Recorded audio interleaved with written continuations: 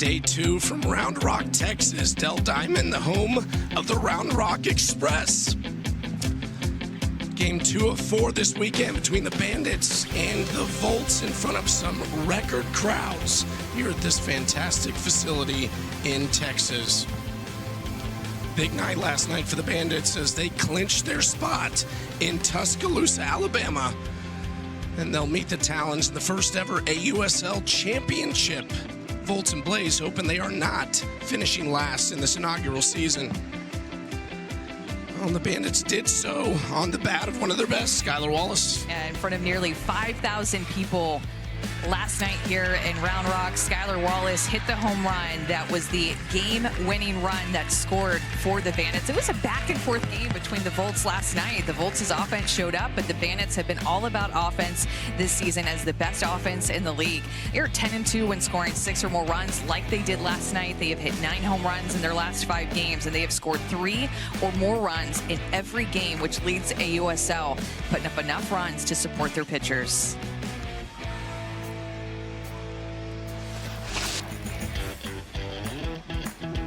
With the Bandits lineup, Morgan Zerkle, of course, will be leading off with Skylar Wallace, who hit the home run last night, hitting the 2-hole. And then Erin Coffey, who has arguably been the best hitter in the league in the AUSL this season. She has reached base safely in 18 straight games. Her slugging percentage is close to 1,200. Bella Dayton, former Texas Longhorn, as we are just north of Austin, batting in the 9-hole. We will have her mic'd up later in the game. You might be talking to her alone. Mariah Masson getting the start for the Volts. Played at Oregon State. She is from California. Been pitching well as of late. She was the projected starter before the series started. Rachel Garcia got the ball last night. Masson will get the start tonight. It is her 5th start of the season. Here is Morgan Zerkle. Takes ball 1 outside. 2 hits last night for Zerkle. 3 runs scored.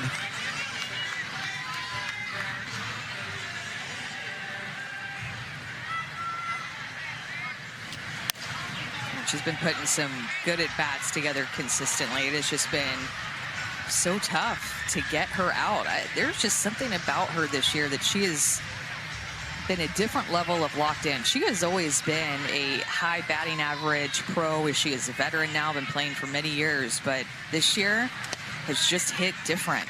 And I mean that literally and figuratively. She has hit a little bit different. 7 home runs on the season, leads the AUSL, 19 RBIs from that leadoff spot, and is still, even with that power, hitting for a high average. Hard hit ball, Romero, 1 out. That's what you're going to see Mariah Masson do, is mix in a lot of drop balls. That's the pitch that she's going to rely on the most and throw the highest percentage. Drop ball to get Zerkle out there. It throws with good velocity, too. Drop ball coming in at 51% of the time. Screwball will be the next highest percentage, and mix in a curveball and a rise ball. But that average velocity sits at 70 miles an hour that she can bring it. Changes speeds with her changeup just about 6% of the time. But it's almost like that rise ball serves as a change of speeds for her. It's a couple of miles an hour off of her fastest pitch, which is her drop. Surprised at all we didn't see her more this year? Yeah, I think that she's been a great pro. We've really relied on Rachel Garcia a lot. She's pitched the highest percentage of innings for the Volts, but I haven't seen her all that much.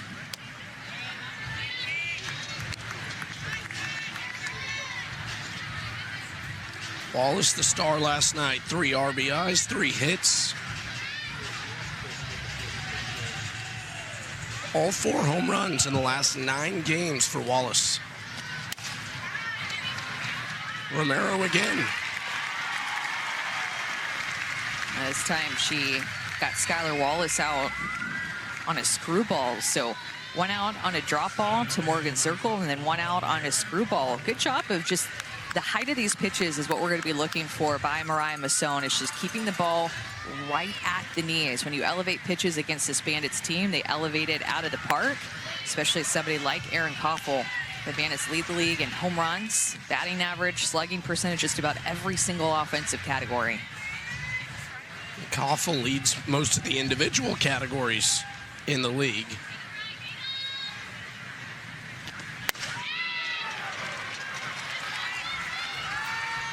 She dropped below 500. Wow, did she? Need to check my eyes here. Oh, yeah, hitting 488 now. Struggling this weekend. It is struggling. Yet 0 for 3. Dropped 0 for 3 last night. Go below the 500 batting average, I guess. And she is at the top of the league in terms of batting average. Her teammates, both of them, Sydney McKinney and Morgan Zerkle, right behind her. Caroline Jacobson for the Talons, a breakout season, and Bailey Klingler has been swinging it all season long for the Blaze. Into right, there's Coffey. 1-2-3 start from Masson.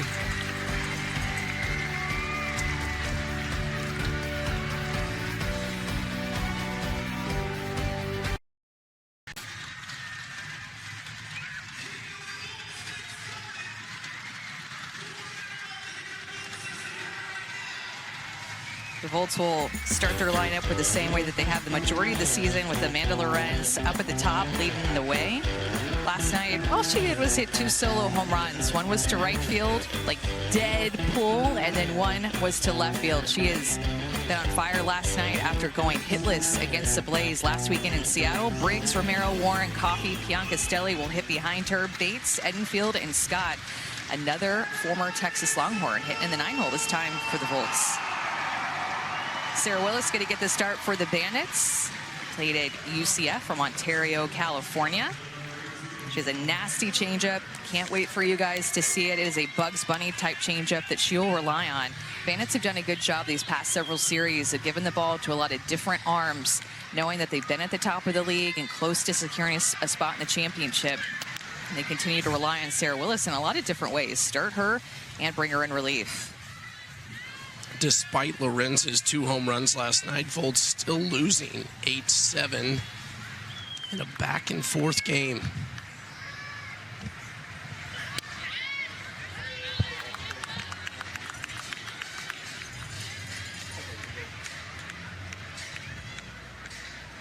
Would have been a long shot for the Volts to make it to Tuscaloosa, but last night's loss heartbreaking nonetheless. Showed a lot of fight last night, and think about it, is that Amanda Lorenz hit these 2 home runs. She has 5 total on the year now, but if anybody would have been on base when she hit those 2 home runs, it would have been a difference maker. The bottom of the lineup had been on in front of her, but 2 solo home runs after that first one. She kissed the ground in the dugout because she was just so happy to get a hit, and a hit like that, making a statement early in the game. Going hitless against the Blaze last weekend, which rarely happens to a hitter like Amanda Lorenz, whether it be as a pro or when she was a Florida Gator.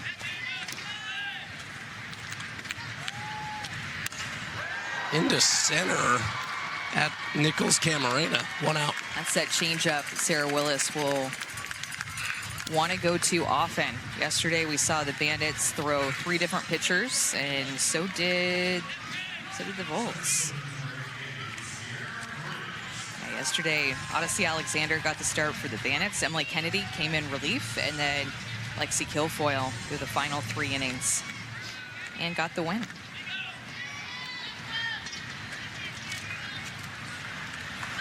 The LSU product, Ciara Briggs, with a base hit.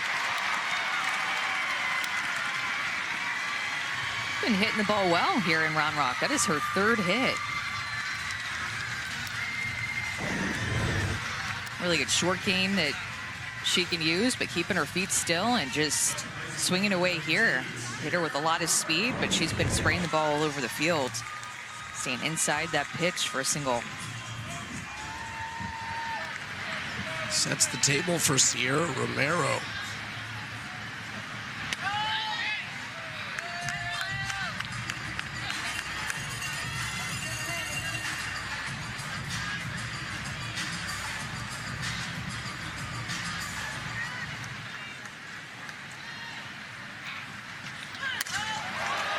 Into right at Dayton.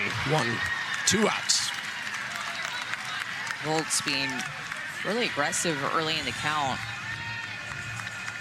Even last night, in that 8-7 game where they scored the 7 runs, they only had 4 3-ball counts the entire game.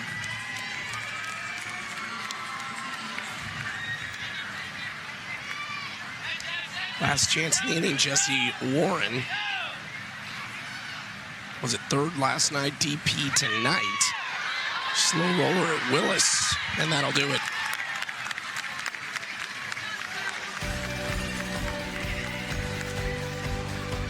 No, then after one. The Athletes Unlimited Softball League is sponsored by IMG Academy and by Poppy. Checking out the AUSL merchandise. I know I have a lot. I really want the cream and black AUSL hat. There's also a Kat Osterman t-shirt down there. I didn't even know that, but fitting for her time spent with Athletes Unlimited, former champ, and the GM of the Volts. She is here in person, spoke to the crowd before the game yesterday. As game 1, starting on a Thursday. This is a 4-game series that we have here in Round Rock, and the Kat Osterman is in attendance, along with over 5,500 fans here tonight. You're doing it all tonight, and I appreciate it. You hang in there, partner. Reinforcements for you tomorrow, fortunately, for all of us. Danielle Gibson Horton leading things off.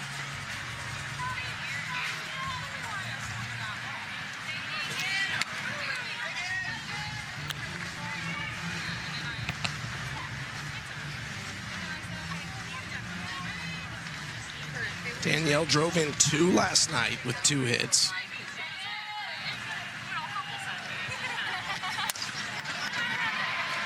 Might be playable for Warren. Close. If you put it anywhere near Jesse Warren, who just entered at third base for Mia Scott, by the way, Mia Scott started the game at third, and Jesse Warren is going to move there now. But if you put it anywhere near her, she has eyes for it. She's going to track it down. She knows that she can just get to about anything. It's just out of reach. Put on a clinic in game 1 against the Blaze last weekend. It's unbelievable.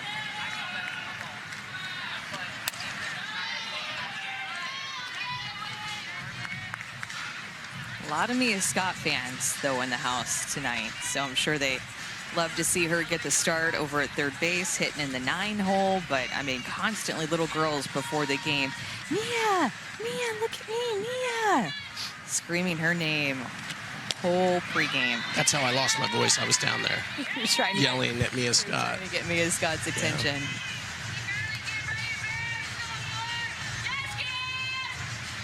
There's Mia in the dugout. Sitting next to Tiare Jennings, former Oklahoma player. And again, second night in a row that Tiare is not dressed out.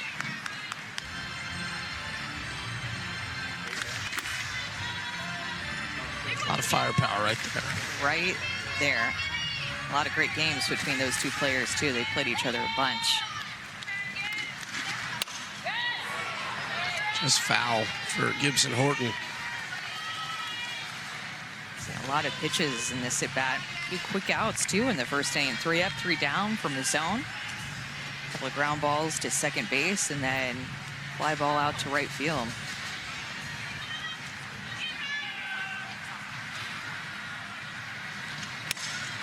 Here's a fly to right field and gone.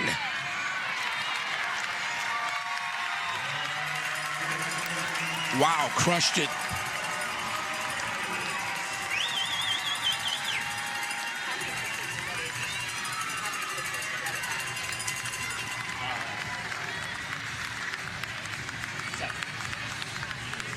It's a great at-bat by Danielle Gibson Horton, who fouled off pitches on both sides of the plate. And then Masson goes with the changeup. Remember, she only throws that changeup 5% of the time, but had the confidence to go to it here, thinking that she would get Danielle Gibson out in front of it. And maybe just a little bit she was out in front, but that pitch hung up in the zone and right into the wheelhouse. So Danielle Gibson Horton, who does a little 360 and the lasso above her head. The Bandits special. She had 4 foul balls in that AB before getting to that home run. The Bandits on the board first. Second week as a Bandit, already with the impact.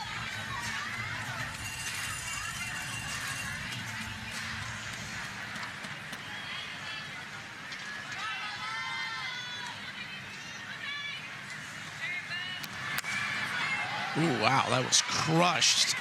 It's going to go out of the stadium by Bubba. What they got, too, with Danielle Gibson-Horton is just that lefty power bat. A lot of righty power bats in this Bandits lineup, including Bubba Nickles-Ca, who's at the plate right now. You have Aaron Koffel, Delaney Wisz, somebody like Jordan Roberts. Their lefties have a lot of speed. I mean, Maureen Zerkle leads the league in home runs with 7, but that is a quite unusual number for her. And so when you got Danielle Gibson-Horton in the trade, you give her that middle of the lineup, power lefty hitter that fit right into this lineup.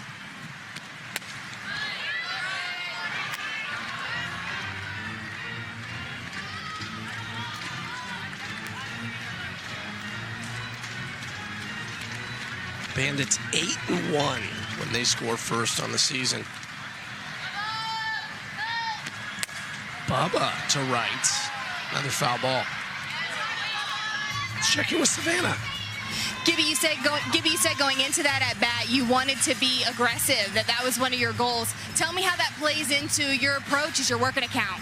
I have a tremendous respect for Mariah and her changeup specifically, and so I wanted to make sure that I was going to get her hard stuff early and then go figure the at bat, just battling.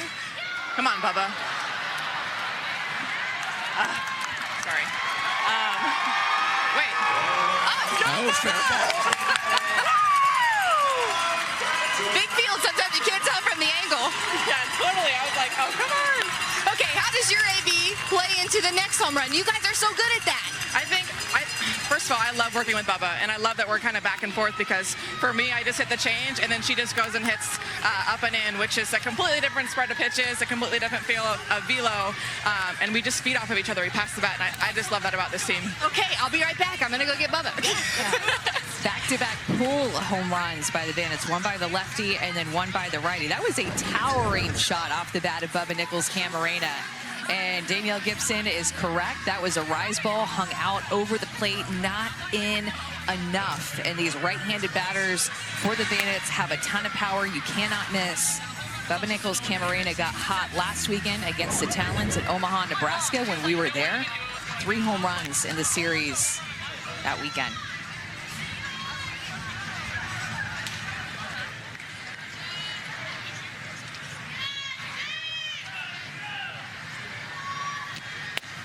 The rhinestone cowboy hat. I think it's going to get a little worn down. Yeah.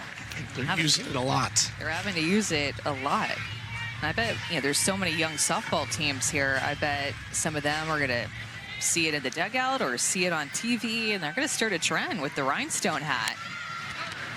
Ooh, off McKinney.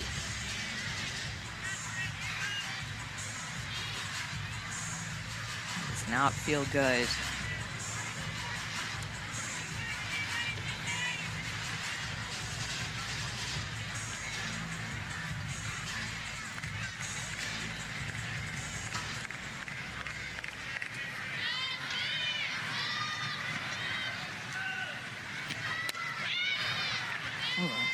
Let's go down to Savannah again. Okay, Bubba, when you got into the dugout, Gibby had both arms in the air, said, yes. Why was that? Why did she celebrate in that way? Yeah, Gibby, she definitely helped me with that bat. Just obviously she had a great outcome, and so Coach Gibby, the coach that she is, she came in and told me what to be set for, and I just trusted her. Coach Gibby coming in clutch, another Bubba home run. Thanks. Coach Gibby coming in clutch. McKinney right back to it with a single. Always feels good after you foul one off of your leg to then square it up a little bit better right back at the middle of the field. And now 3 hits in a row for the Bandits to start the top of the 2nd inning.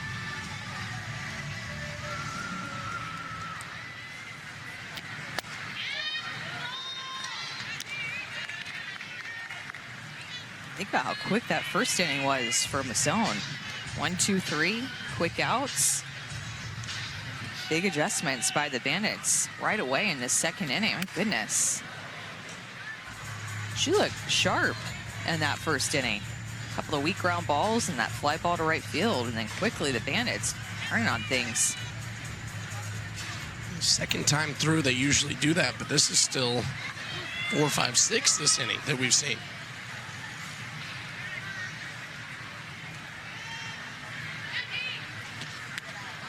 Ooh, and Wisz got hit with that pitch.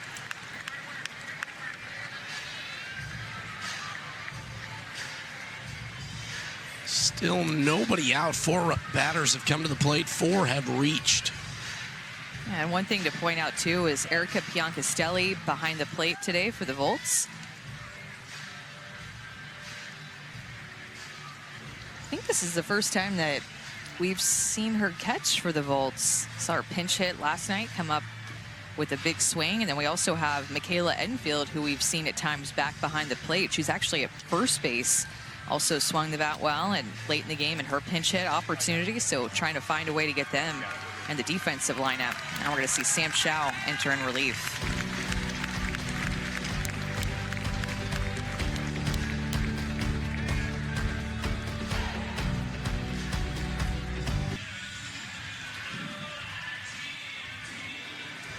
Sam Shao will enter into this game from Houston, Texas, just about 3 hours away, but a Texas native. Played her final year at Oklahoma State, started her career at Texas A&M. 4.67 ERA on the season. She's just pitched 6 innings.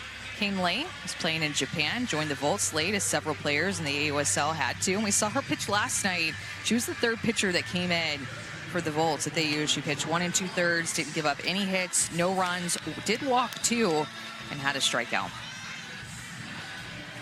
First batter she'll face is Jordan Roberts. How much do you think, knowing what we've seen this season, maybe the draft strategy would have changed with the Japan players in a redraft? Yeah, we did that all the way back, and I forget this every time. Was it in February or January? You were there. I think it was February. It was February? Okay, because I knew it was early in the year, but I'm guessing. Yeah, I think maybe teams would have drafted differently, and that's what the Bandits really took into consideration. Forced out at third base, and that easily actually could have been a double play, but the throw gets behind Michaela Enfield. Remember, new position there for Michaela Enfield. I've yet to see her in my lifetime, I think, play first base. So Jordan Roberts was kind of jogging down the line, and Jessie Warren, who is just a tremendous defensive asset over at third base, quickly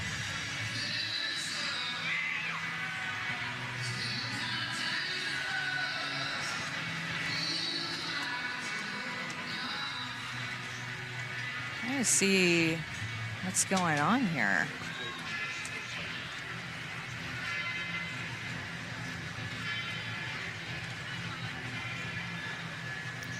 Umpires talking about this. We're still waiting for the word.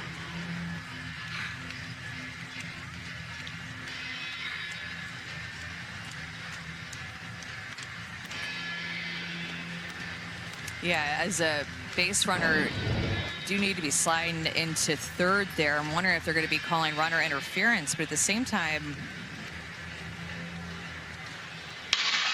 maybe a potential double play still. Let's see how this goes. Third base was out on the runner and no interference on the play at first base. This call is going to be...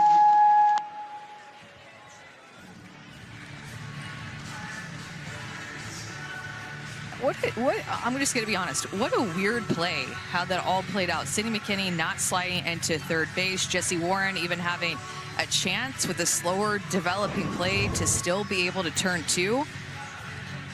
But I do think we see a better throw from Jessie Warren if she's not trying to move around Sydney McKinney. And remember, at that point, Jessie Warren had already gotten the out at third base. So Sydney McKinney then just getting in the way, and just a poor throw by Jessie Warren that you're not used to seeing.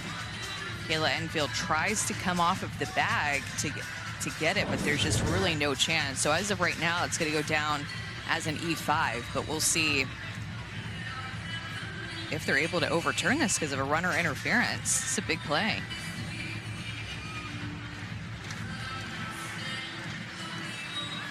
Could really hinder the Bandits' chances at more runs in the second frame.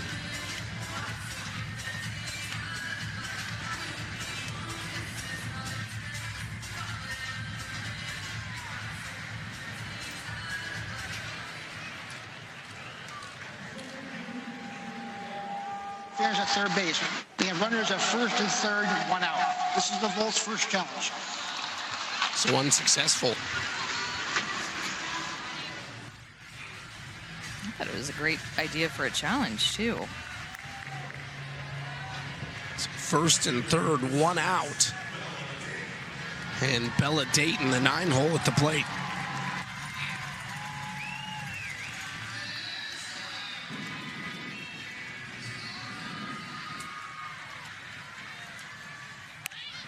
Dayton with the bunch out to nowhere. Love the idea by Bella Dayton to lay that bunt down and immediately do it after committing that error. A little bit of chaos on the infield for the Volts. Challenge them again immediately. Put down right to Sam Shao, who makes the decision not to get the out at first base. She would have had it, but she was too worried about Delaney Wisz over at third base potentially scoring, so she fakes it, but Delaney Wisz just did not fall for it. And Zerkle comes through. RBI for Morgan Zerkle. Wasting no time. Got her out 4-3 in that first at bat, and now wastes no time swinging at the first pitch that she sees. A very similar pitch location as she grounded out to second base and her first at bat. And that's what she's been so good at, making adjustments in her next AB. I'll tell you what, the Bandits, I feel like, are swinging big in this game. Knowing that they clinch a spot in the AUSL Championship, I just feel like they are swinging free early in this game. Aces loaded for Skylar Wallace, who did hit a grand slam as a rookie last year. This is going to score 2 for Wallace. A big second inning.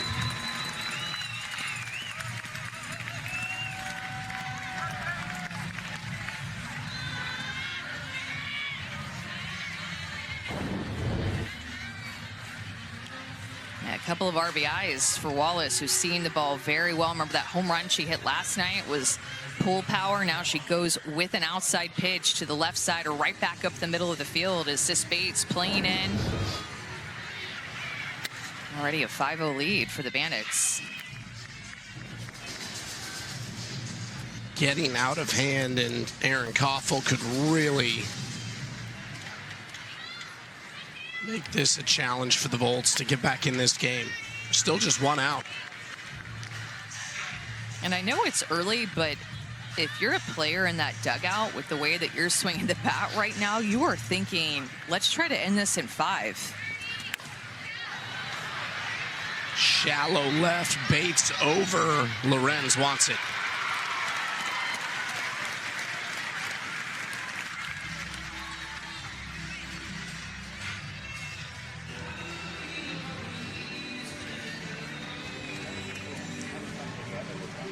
All smiles for the Bandits with the way that they're swinging the bat in this inning. 5 runs in this second inning.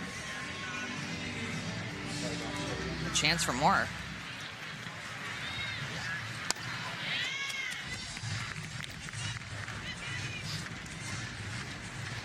And it'd be Danielle Gibson Horton already has a home run in this inning. Can she hit 2 in the same inning?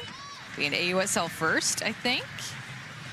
I mean, we're talking about a player here who hit the home run cycle at Arkansas, where she played her college ball. And if you're unfamiliar with what the home run cycle is, it'd be a solo home run, 2-run, 3-run, and grand slam, all in one game. So I feel like she's capable. Feels like she's the player who should do it if someone were going to. Yeah. 3-0.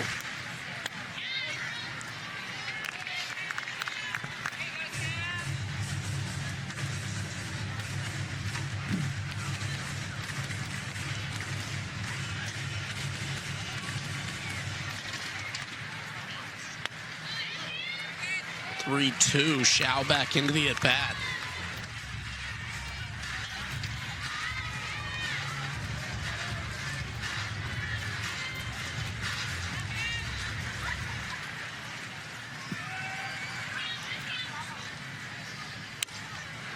Good swing there. Shao going up in the zone with the rise ball for that one. Not a pitch that she throws a ton, especially in a full count. In fact, that rise ball is her least used pitch in terms of percentage. Drop ball she goes to 34% of the time. Screw 26% of the time. Or a down ball pitcher. Slow roller for Sis Bates. And they strand a pair. It is a 5-run inning for the Bandits. The best offense in the AUSL. Flexing here. What an adjustment in this second inning. 3 up, 3 down in the first, but it was Danielle Gibson-Horton and then Bubba Nichols-Camarena. 2 solo home runs, the third time the Bandits have gone back-to-back this season.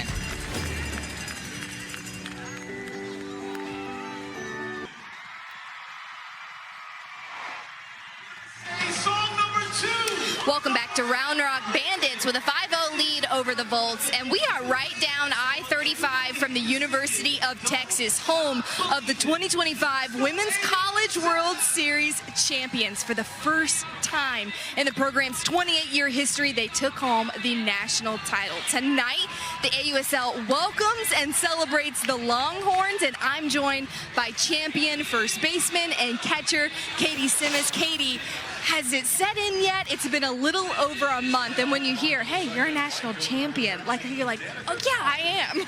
It feels surreal. Like, I still think of my mind to that day, and it just being so happy, tears are coming down my face, and just my family being there with me, and it feels like a dream still, but I've seen the trophy in my room, and it kind of feels real now, and being able to just experience that with the group of girls I did, it's amazing. Well, I can say from the time that we've sat here through the last inning or so, everybody here knows where the national champion is sitting. We've had girls come by for autographs and photos. What's neat is you got to play with Bella, Mia, and Mary throughout your career. To see them take the field tonight as pros, how special is that for you as their teammate? Oh, it's so special.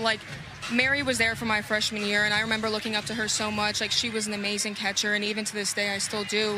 Even though I'm not playing, she's just a great teammate, a great player. And Bella was there, too, that first year, and I always looked up to her, just the fire and the passion that she had. And for Mia, she kept the game so much fun. She just had that attitude when she went out there that I can do whatever I want, and she had the talent to do so. And just seeing them get out there and play on such a big stage, especially tonight, it's amazing. And the fact that the sport's growing and they're part of that, it's fantastic to see. Well, being back in this home right down the road from Texas and hearing those cheers has been so neat. That's kind of what I want to ask you about. It is so clear that Texas loves their softball. You grew up playing in youth programs, then you went to the University of Texas, and seeing this crowd, does it just make you go this is a place where softball is meant to be at every level? It is. I remember when I was younger playing travel ball that just the teams were fantastic. All these girls from Houston, Austin, Dallas, different cities. There was so much talent there, and I knew that if I went to the University of Texas, there was going to be really good competition within the state and also the conference that we were playing in. And I just knew that the community around the school was amazing, and I was just so happy when I committed there. And I'm so glad I did, because it was the best 4 years of my life. And now I get to see that, beyond the softball field, they're always going to be there for you. And I think that's an everlasting impact that's going to have on me. Gosh, and a storybook ending to your career, too. So I got to know, with having teammates on the Bandits and the Volts, have you ordered one of those custom, cut down the middle jerseys where it's half and half? Who do you root for? Or do you just root for Texas? I think I just root for Texas. And I have friends I play travel ball with on both teams as well. So it is really hard for me to make a decision. So I just pray that the girls that I know, that they do well, and so far they've done amazing. Okay, take me down memory lane. Who are some of those travel ball connections? I love hearing about those. Sam Landry and Emily Kennedy, we all played for the Hot Shots together when we were in high school. And they were amazing then, they're doing fantastic now. So special. Oh, the connections run deep. It just feels like not only is everything bigger in Texas, but it's so much more sentimental too. Katie, thanks so much. Congratulations on your national championship and starting your corporate job on Monday. Thank you so much for having me. Chucky, Amanda, back to y'all. It is a small softball world, always. Either playing with a lot of players that you play against in college, or playing against a lot of the players that you continue to play against when you get to college, and then now even as pros. So many relationships that you build all throughout when you're from the same state, the same community, the same area. Who was the best travel ball teammate you played with? Probably Megan Gibson, who I played with at Texas A&M, for sure. Softball in Texas has grown a lot as Sarah Willis gets a strikeout in the outside corner and sits down Erica Piancastelli. But Katie Simmons just talking about how San Antonio and Dallas and Austin, just how the competition has caught up essentially with Houston. Houston was really the thriving softball city when I was growing up, and that's where I grew up and played out of. And teams from Dallas, you kind of saw that you were going to play a team from Dallas, and honestly, you were like, oh, they're not going to be very good, because softball wasn't very good in those cities. But it's really grown as softball has all across the country, and I feel like you can really see that within the state of Texas, how those metropolitan areas have grown their softball teams with more competitive teams that go out and compete nationally. Sis Bates with the bunt, and Willis retires her. I mean, that Texas team, too, I mean, they were just knocking on the door for several years. Just seemed like when Mike White took over the program, remember he was as a head coach at Oregon and then took the job at Texas. It seems like forever ago now, but the past few years before they won the national championship, they found themselves in the championship series and were runner-up. And they had that fuel the fire was their motto this year for Texas, wanting to find a way to get over the edge, and they did against Texas Tech and Nigeria Kennedy.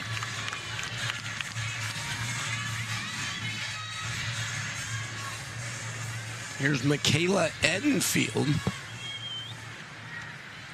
He's hit last night in that 7th inning.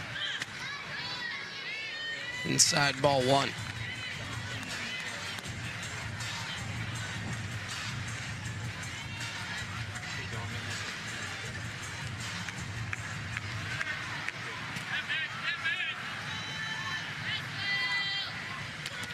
I mean, just think about the parade of teams, too, that we saw pregame, Chucky, which every AUSL game has that, where teams that are here get to walk on the field in this parade, one right after another, and teams of all different ages, too. I mean, they're playing travel ball, and they're playing against each other, and they could end up right here playing professionally.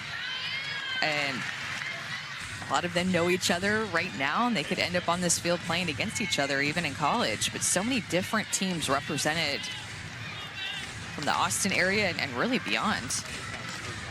Another great crowd. We've been told tomorrow is actually the biggest of the weekend.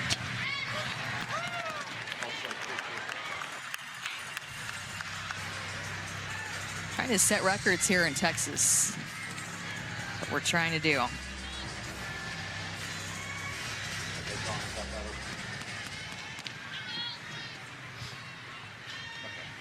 Three-two from Willis.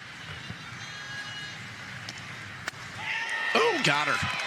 Back-to-back changeups to get her. Knee-buckling changeups. Even the one before that, Sarah Willis goes back-to-back with the changeup and just completely freezes Michaela Edenfield with a runner in scoring position. Remember that changeup that she likes to throw the most? There it is, getting the top of the zone and freezes Michaela Edenfield.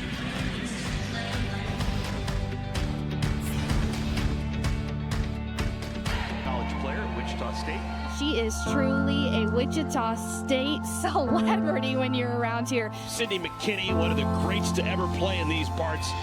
Just a legend here in Wichita. She became the face of Shocker softball, and so many little girls wanted to be like her. It was awesome. Seeing the community show up here and seeing the little girls that watch our games is a huge factor into why I still love the game. Coming home that you can watch now on YouTube.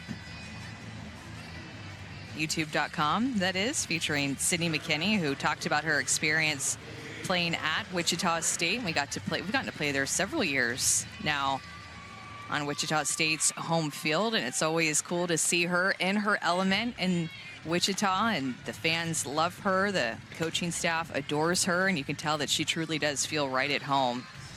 Is going to be on the coaching staff now as a grad assistant, just announced last week. Those facilities continuing to be upgraded there. Already a beautiful setup. Just got their new indoor training facility.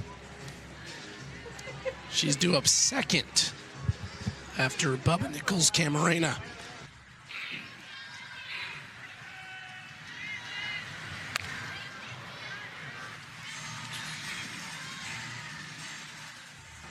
That was up at Bubba.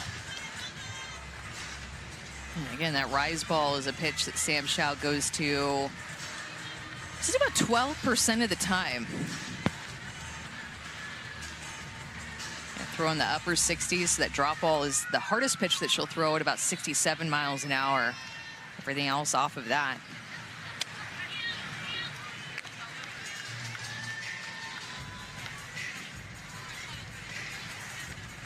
So 7 home runs now on the year for Bubba Nickles-Ca as she hit one in her last AB. So ties her teammate Morgan Zerkle for the AUSL lead. Coffey and Wallace are right there too on that leaderboard. 1 out.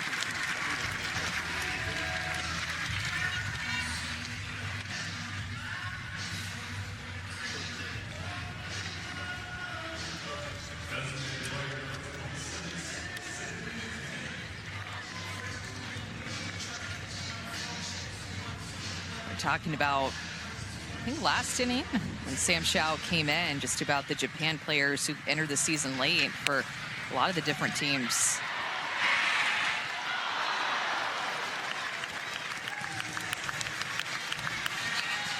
It's a difficult play for Sis Bates at shortstop, and she made that close. That absolutely should be a hit for Sydney McKinney. Had to go down to her knees. That was well struck, but the throw falling back into left field. Michaela Enfield cannot pick it out of the ground. Is a tough play for a first baseman. My goodness, Sis Bates did everything that she could to try to get that out.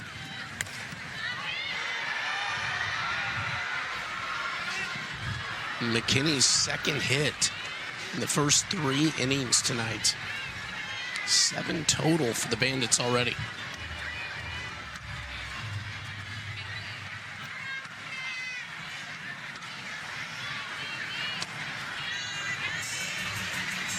One to Wisz.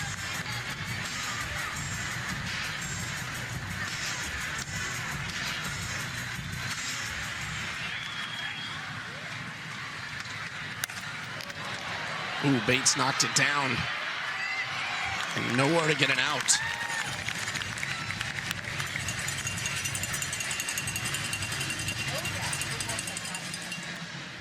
Yeah, I thought that was going to be hit all the way off of Delaney Wiz's bat, but looking to see where Sis Bates was playing. Sorry for that circle. That was not great. I slipped on the circle, but she was moving up the middle of the field, so it basically hit it right at Sis, but a hard hit. So it's going to go down as a hit, not an error on Sis. Sis Bates was positioned in just the right spot there off the bat of Delaney Wiz, and all of a sudden the Bandits 2 on.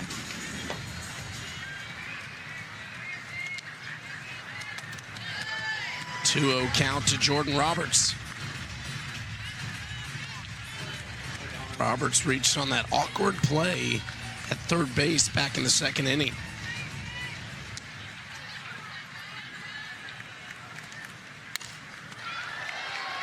And Sis Bates continues to move up the middle of the field, too, on the pitch by Sam Shao. You can tell a lot of the defensive positioning based off of a hitter's spray charts, where the pitcher is pitching against them. And number 2, you can see her look down at her wrist there at their pitch comm. Every defender has a wristband that they know exactly what pitch is called by the catcher who's back behind the plate. And so the catcher will call it on their wristband, and that message will be sent to every single defender who is wearing that wristband, which they all are. But that's what Sis is going to base her positioning off of, and just tendencies of a hitter. So past couple of hitters, and again, moving up the middle of the field. That looked like the catcher, Edenfield, blocking that up at first base. 2 outs. Let's go down to Savannah. Base, I asked her, hey, when's the last time you've been over there? And is that a first base mitt? And she said, yes, I've actually caught with a first base mitt since my second year of college. Fun fact, didn't know that about her. She said she's just been taking some ground balls at the position the last couple days. She said, if I can pick it behind home plate, I can pick it at first too. Showed she could right there. 5-0 Bandits.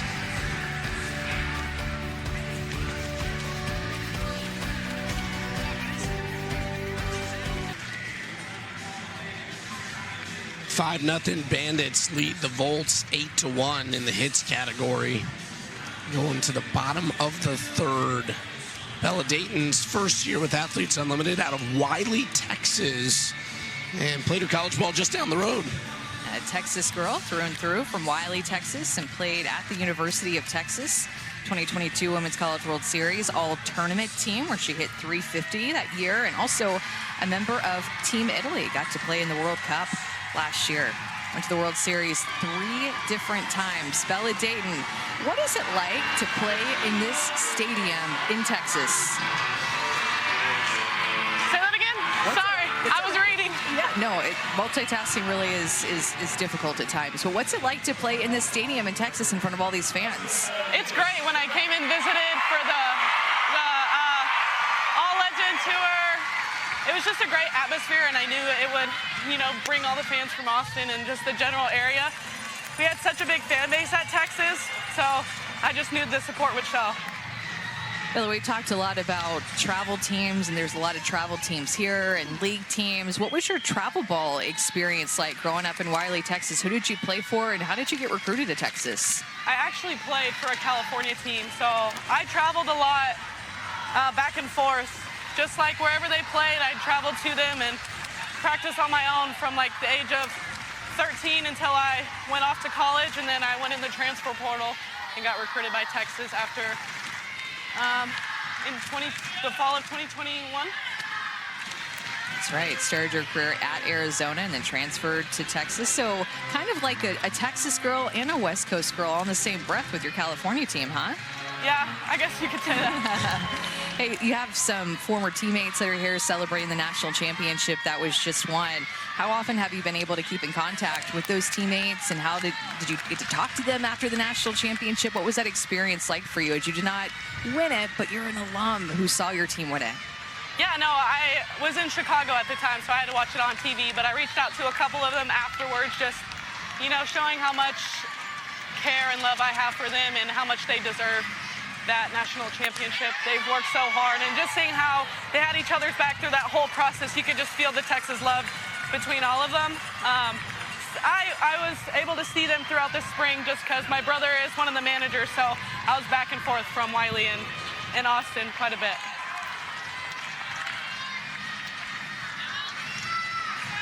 Full count coming to Mia Scott, and she'll walk.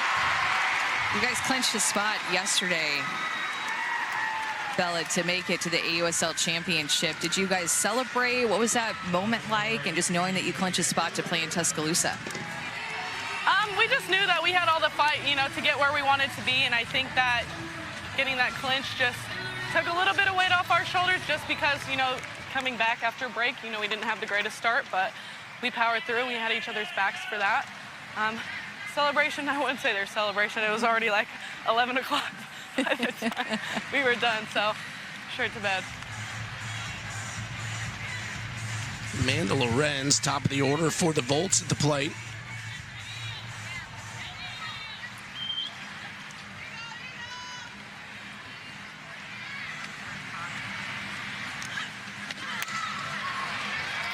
And Bella, what have you learned about this team? How would you describe the way that this Bandits team has responded here in the second half of the season? I think determined. I would say that we all kind of we're on the same boat. We talk to each other, we communicate, the highs and lows and kind of what we're seeing and where we need to be. And I think that once everybody's on the same page that way, we just find everything we need in order to win. And I think we just have always had that since the beginning, coming together and respecting who each other is and just playing the way that we play. Well, it's been a ton of fun to watch you do your thing in the outfield, but I always love watching what you're going to do at the plate, Bella. You're so much fun watching offensively with your speed game and short game. It's always fun. So thanks for joining us, and we'll get back to the action here. Thank you. Slow roller for Wisz, and Lorenz beats it out. It was so frustrating when you get Amanda Lorenz to ground out like that to the left side off the end of the bat. This has happened a couple of times in this series, actually. Pitchers make a good pitch. She hits it off the end of the bat, and they still can't find a way to get an out. Amanda Lorenz spraying the ball all over the field and out of the field. 2 home runs yesterday, but that one just goes about 20, 25 feet, and she still finds a way to get on. First time the Bolts have had a hit with a runner on today. Ciara Briggs. Just outside ball 1.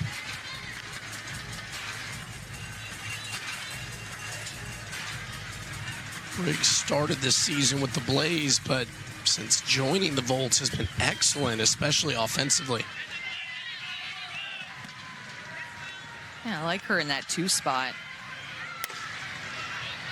Can show slap, she can show drag, she can also keep her feet still and swing away. There's just so many different options, and she's difficult to play as a defender, especially as an infielder, to know if she's going to swing away for a little bit of pop, if she's going to slap, or if she's going to lay down a bunt. Bunt situation here.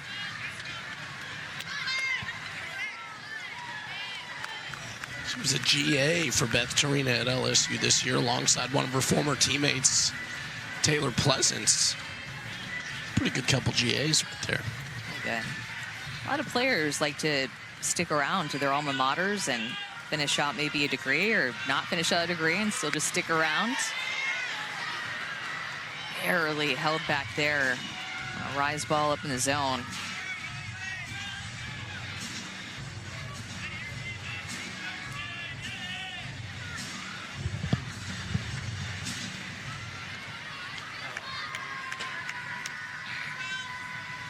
Two. And that's through into right field.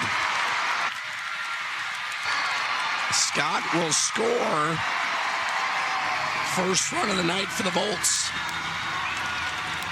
Mia Scott had a great at bat to lead off this inning when we were talking to Bella Dayton out in right field. So she got things going with the walk and now gets to come around and score. Gets a drop ball down the zone and just turns on it. Hits it hard to the right side. Ciara Briggs gets the Volts on the board. Just the 5th RBI of the season for Ciara Briggs, but high on base percentage and can drive runs in when she needs to. That is her 4th hit of the series, 4th hit in 2 games.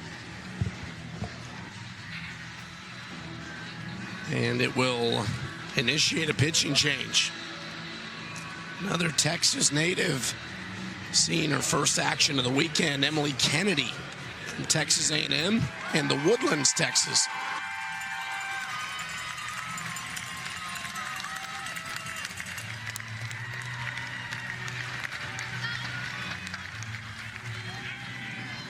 Sarah Willis did a nice job first time through the order against the Volts. So make a quick pitching change here to bring in the lefty from Texas A&M, the rookie, who's going to be a completely different look from Sarah Willis. Sarah Willis, right side, goes to that slow, tantalizing changeup often, stays down in the zone, and now you bring in the lefty who can throw 68, 70 miles an hour, can move the ball up, and an improved changeup. As we've seen Emily Kennedy pitch as a pro in June and July after finishing a career at Texas A&M.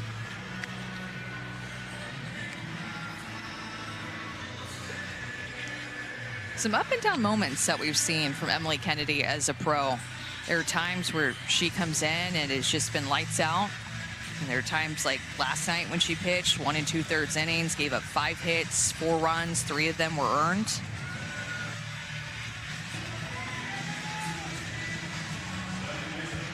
Big swing of the bat from Amanda Lorenz against Kennedy last night.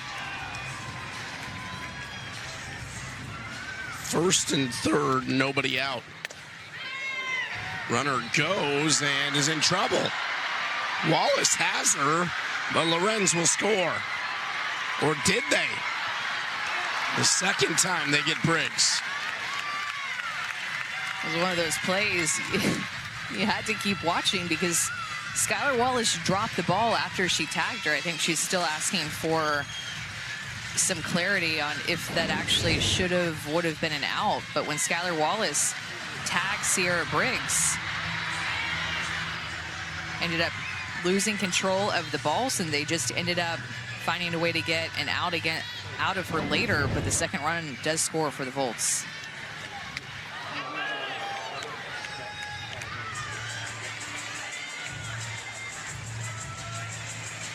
Almost got Ciara Romero with that first pitch.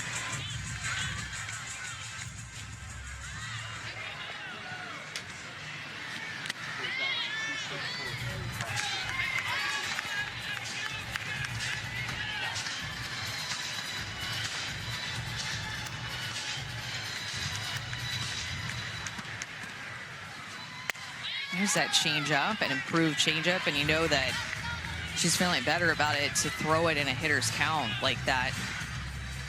2-1 count, throw the changeup, and it's been a really good speed too. She just looks so confident.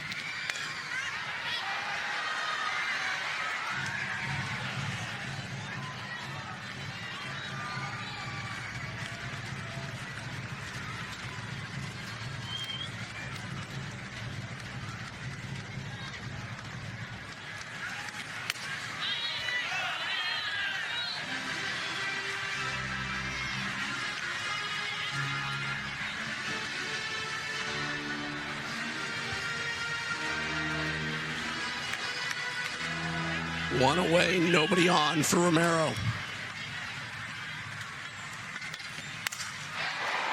That is right at Bubba.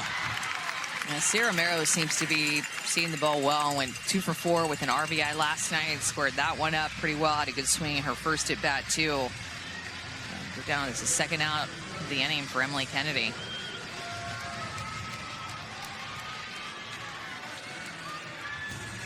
That last pitch registering at 72 miles an hour on her gun here in the stadium.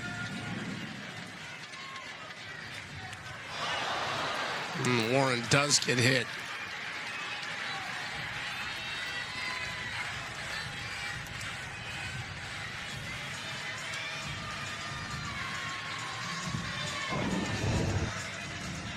Close call to Ciara Romero, and then gets Jessie Warren with the rise ball. Oh. She took that like a champ.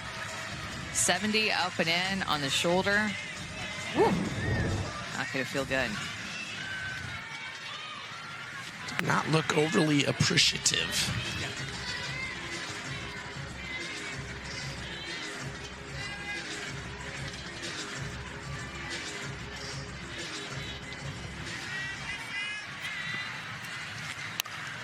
Hard hit, nice play by Gibson Horton to finish the inning. Man, but the Volts scored 2. Head to the top of the 4th, and the Bandits up 5-2.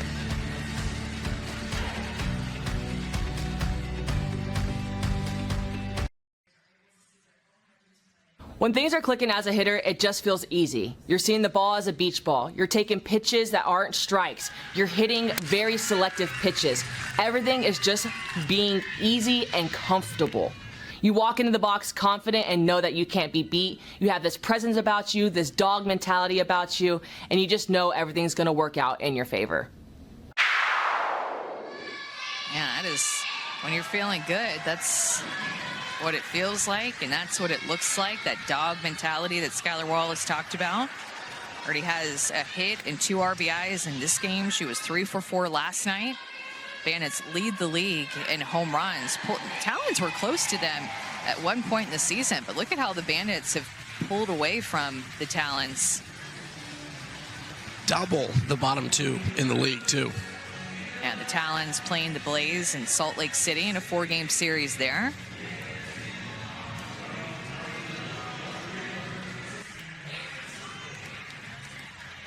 Skylar Wallace will be on deck, and Morgan Zerkle will lead off the inning. We'll see Skylar Wallace in a few.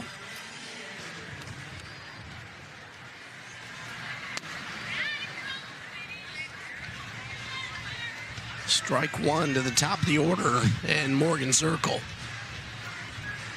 RBI single her last trip to the plate.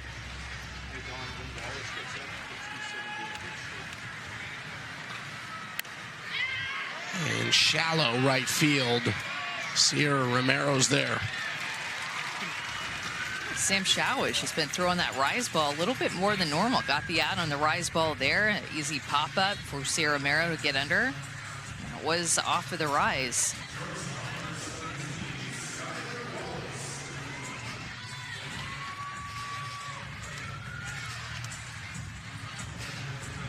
Here is Skylar Wallace.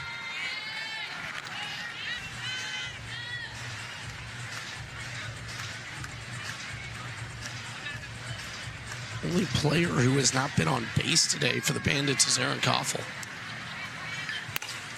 Wallace, right center field. Extra bases for her. It'll be a double.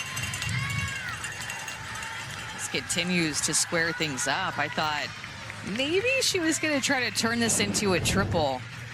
Look at how Skylar Wallace gets on plane with this pitch up in the zone, goes up and gets it. We were just talking about how Sam Shaw was showing a rise ball more, and Skylar Wallace doing her homework.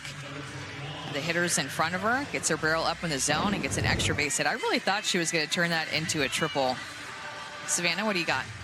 Well, talking to Skylar last night after the Bandits clinched playing in the championship, she told me that this team at no point really felt too much pressure being put on. If anything, they felt like since they've come back from the break that they've needed to tap into some intensity again. But this athlete who's taking on a little bit of a team captain role, she's one of the leaders on this team, has told me about how they've talked about if they are going to go through a skid, they want that to happen now. They want them to have time to be able to figure things out before they get to Tuscaloosa. So she's glad that this team has been challenged, taken some L's, and they're heading to Tuscaloosa with things that are constructive to work on. Well, it seemed like everything in the first half of the season went so well for the Bandits, and we even talked about it, Chucky. It was like, are they peaking too soon? Are they going to play like this for the entire season? And they're just playing, and everything was rolling. Pitching plan was going to plan. They were playing great defense, making a ton of double plays and using their speed, like ton of home runs. And first 11 games, they went 9-2, scoring 7 runs a game. But the difference to me has been of their pitching staff, giving up a few more runs. Last 8 games, got 3-5, so losing record since they've come back from the break. And just trying to figure it out after not playing as well as they did in that first half. And Savannah was talking about the intensity that Skylar Wallace mentioned to her to turn it on, and secured that spot in the championship, but was in first place for majority of the first half. Erin Koffel's reached in all 19, and that'll make the Bolts go to a different arm out of the bullpen. Peyton Gottschall, second-year arm out of Tennessee, enters the game. She also pitched in last night's game. She threw 2 innings, gave up 4 hits, 4 runs. 3 of them were earned runs, 1 walk, and no strikeouts. Has had a solid year throughout the season. She has had one of the best ERAs in the AUSL. The Volts as a team entering this series had the best team ERA in the league.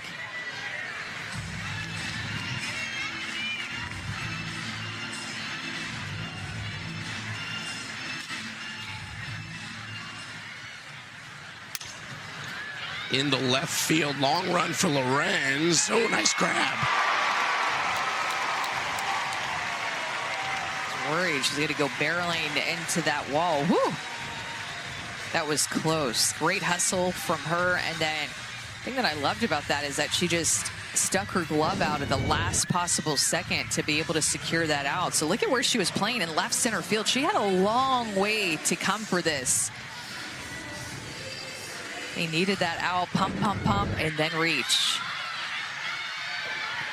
There's a really big area behind the catcher's plate and down the foul lines. So we're playing on a baseball field here, home of the Round Rock Express. So a different feel altogether for the game that we have here. A lot of area behind Erica Piancastelli, the catcher for the Volts, and a lot of area in foul territory to track down balls.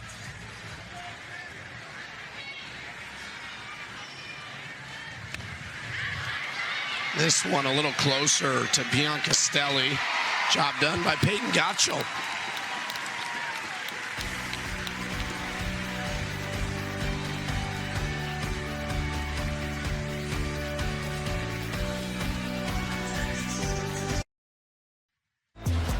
WNBA All-Star Game arrives at the crossroads of America, where the league's best converge from every corner.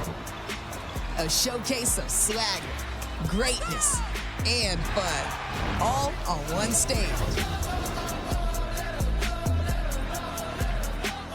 Tomorrow night, we'll have the 21st annual WNBA All-Star Game from Indiana at 8:30 Eastern on ABC. Coverage tips with Countdown at 8 Eastern. A lot of hype around the All-Star Game. A lot of different events going on. A lot happening in Indiana. In Indianapolis, I should say. I mean, that is a huge mural on the JW Marriott of one and only Caitlin Clark. Downtown in my town. Tell you what, partner, you're a great analyst, but I think we got robbed of a play-by-play.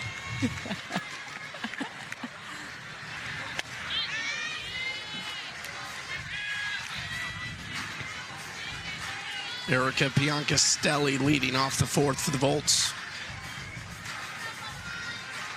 See if Emily Kennedy gets to start a new inning here, can come out fresh and get swings and misses like that with a rise ball. It's always a little tricky to navigate as a pitcher when you come in relief and there's traffic on the base pass. It's been a good inning offensively for a team, and then drops in a changeup after a swing and miss at that rise ball. Like that pitch combination. Get ahead of Erica Piancastelli, 1-2.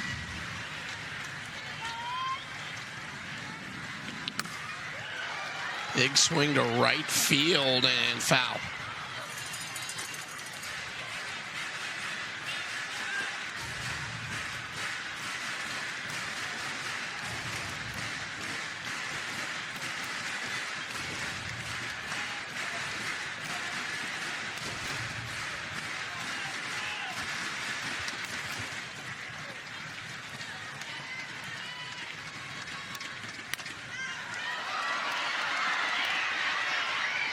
I thought that one had a chance to get up here in the booth. Seen a lot of foul balls. Yesterday it felt like a little bit of a longer game too. It was approaching fourth between both teams. Big swing into left center field. Castelli's starting to get hot a little bit later. And Sis Bates coming to the plate. Let's check in with Savannah. Well, Sis is known for her speed, but coming into this season, she really wanted to hone in on her full swing. She's more comfortable in it now than she has been in a really long time. She didn't want to feel like she has to resort back to her slap or bunting. She's phrased it like this: she wants her full swing to be available for as many pitches as possible when she is in her ABs this season. I feel like you see that a lot with these lefty slapper type hitters who have speed. They have a lot of success with slapping and putting pressure on defense in travel ball and high school, and then even the best ones in college are able to get away with it. But you'll see hitters like a Ciara Sacco, who's a rookie for the Talons, played at Mississippi State, also like a Danieca Coffey, who finished her career at LSU, that were slappers early in their career and then want to add just some swing away power as they get older. Here she showed slap there, and that's how you can tell, because she's got to run through the box versus just keeping her feet still. But when a hitter like Sis runs through the box, she has a couple of different tools that she can go to. She can do more of a soft contact slap where she's still just kind of half swinging, making contact, trying to put the ball on the ground, or she could go to her bunt, or more of a power slap. A power slap would involve a little bit more power, not just trying to hit the ball in front of the defenders, but through the infield.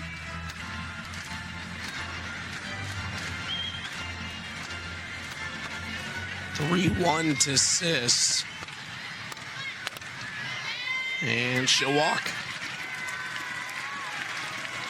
43 foul balls last night, to your point about the longer game. Why? The Bandits threw 128 pitches collectively last night. The Volts threw 158 pitches last night.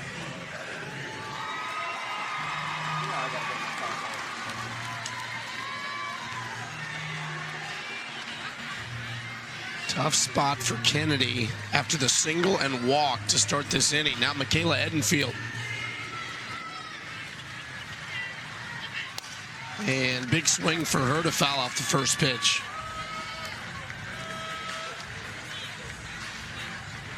Volts just continuing to stick around. Remember, the Bandits scored those 5 runs just in 1 inning back in the second, and a couple of shutout innings thrown by the Volts, back-to-back innings, and Volts' offense just sticking around. This feels like a big inning in this game with where we're at. Getting deeper into this game, a chance with 2 on and nobody out. Chance to score some more runs and really tighten things up. Another foul ball from Edenfield. And another changeup. Emily Kennedy did not throw that pitch that much in her career at A&M.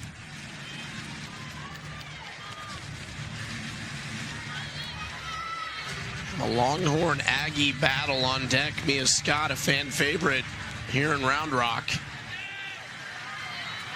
1-2. Hard hit right side, and only play is at first.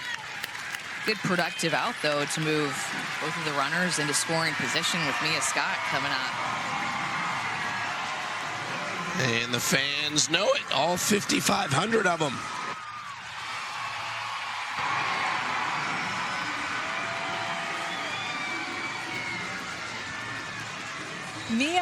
Mia, look over here, Mia.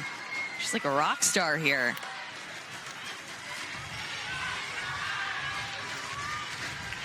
This is a battle for the state right now.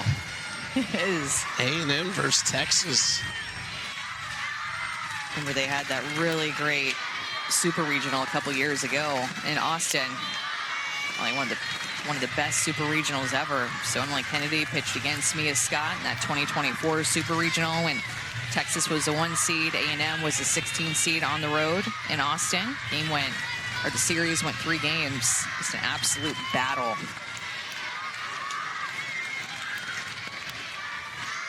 You called that, didn't you? I did. Yeah, it was a trip. That game was, or excuse me, that series was back and forth, crazy things happening, wild times, everything that you'd want out of a rivalry you got in that super regional.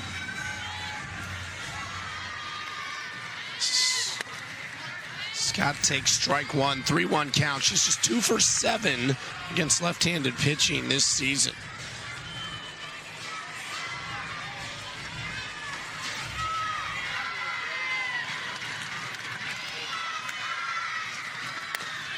Strike 2. And that familiarity with each other. An Aggie fan in the stands. I like the hat. Yeah, 12 hat. And Scott walks to load the bases. A couple of walks for Mia Scott in the 9-hole. And nowhere to put Amanda Lorenz. I think that's why we're going to see a pitching change here. Lorenz hit a home run off of Emily Kennedy in yesterday's game. So we're going to go ahead and bring out Taylor McQuillin to pitch against a couple of lefties coming up, and Amanda Lorenz and Ciara Briggs.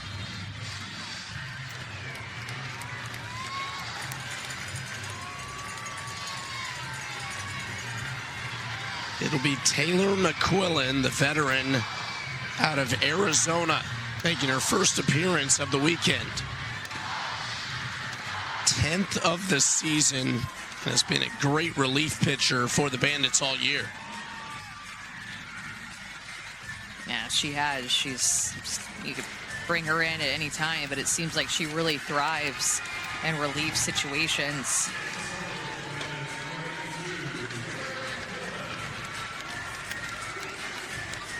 She's only made 2 starts all year long. So 8 of her 10 appearances coming in relief. Couple saves, leads the way for the Bandits. It was a tricky matchup, too, for Amanda Lorenz to hit against Taylor McQuillin. I feel like they've had some great battles as pros and just going back and forth. And it's definitely not an automatic when Lorenz faces Taylor McQuillin because of how tough she throws her in that lefty-on-lefty matchup.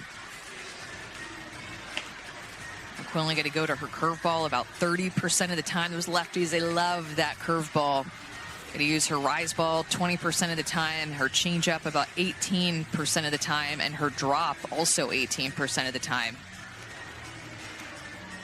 Really nice mix of several pitches for Taylor McQuillin, who against the Volts this season is not giving up any hits and 6 strikeouts.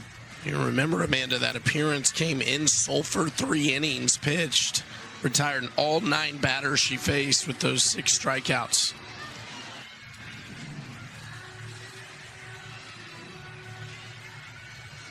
It's kind of the weekend that the questions started getting asked about the Volts. What is this team? They were so up and down to start, but they looked great in that first series against the Blaze to open the season. An offense that all season long we've just been waiting to take off and put things together, hitting about 250 as a team coming into this game. It's the worst batting average in the league.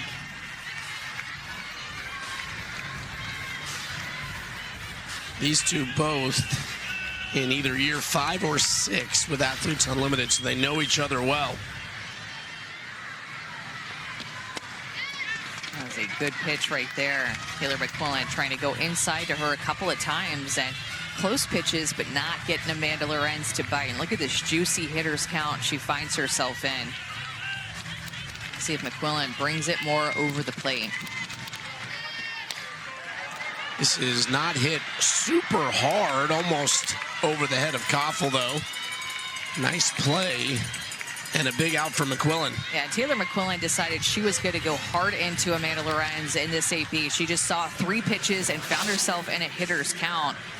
Went hard in here, did not get the call. Went to her drop here, again did not get the call, but did not give up on the inside corner. Just brought a little bit more over the plate and still got her a jam pop-up.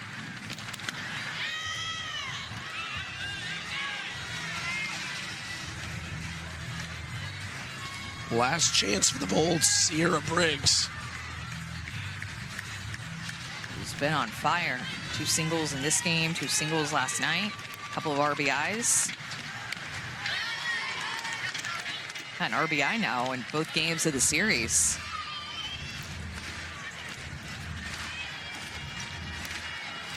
Really known for defense at LSU, 2-time Gold Glover.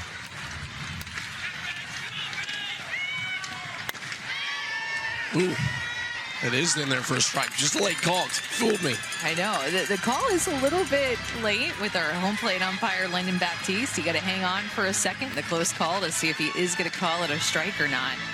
McQuillin finds herself ahead, 1-2. I like a little drama. Yeah, who doesn't? This would be big if the Bandits could get out of this. Without giving up any runs.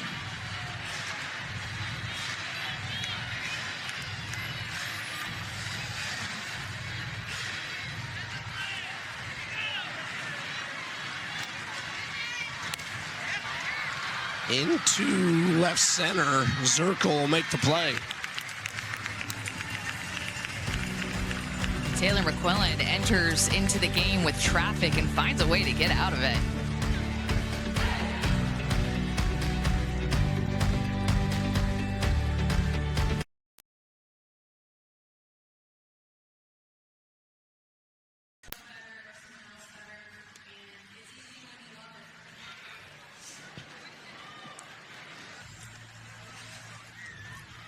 Bandits up over the Volts here in Round Rock, headed to the top of the 5th inning, 5-2. Hey, our coverage of the NFL Flag Football Championship quarterfinals begin tomorrow morning at 10 a.m. Eastern on ESPN+. Then, with 4 hours of coverage on ESPN starting at noon Eastern. And for more information, go to NFLflag.com. It's getting big, Chucky. Flag football, it's where it's at. I'm curious to see rosters for the Olympics for that. Me too. It is taken off, especially I feel like with girls and the youth, like a lot of young athletes, female athletes are getting in on some flag football. It is taken off. What a fantastic crowd in Round Rock, Texas this weekend. They do such a great job here at the AUSL of just keeping the fans engaged at all of these games. We have a braid bar, the merch store. You can hit off of a tee out in right field. I've only really been even on the right side of the field behind the first baseline. I need to venture out tomorrow behind the third baseline, but so much going on in MC, competitions, games, lots of great music played as well with a great DJ. I mean, just so much going on at these games. We've seen so many sellouts. Every place that we've been, over 5,500 fans here tonight, nearly 5,000 last night in Game 1. And more expected tomorrow. Yes, love it.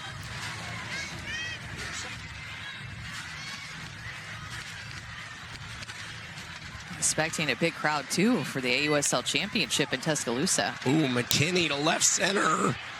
Off the wall. A double for Sid McKinney.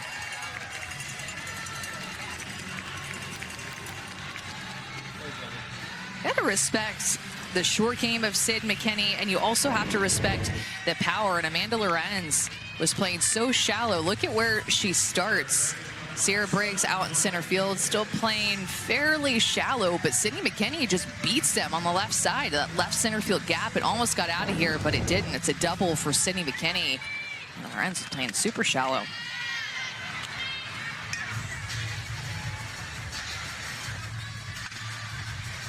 I will say that's one name I like. You just want to say Amanda Lorenz. Like, it just kind of flows out of your mouth every time. Like, every time I say Lorenz, like, I have to say Amanda Lorenz. I don't know if you feel that way, but that's how I feel. Of course. It's Sydney McKinney's 4th 3-hit game of the year. Out to right field. Coffey makes the catch.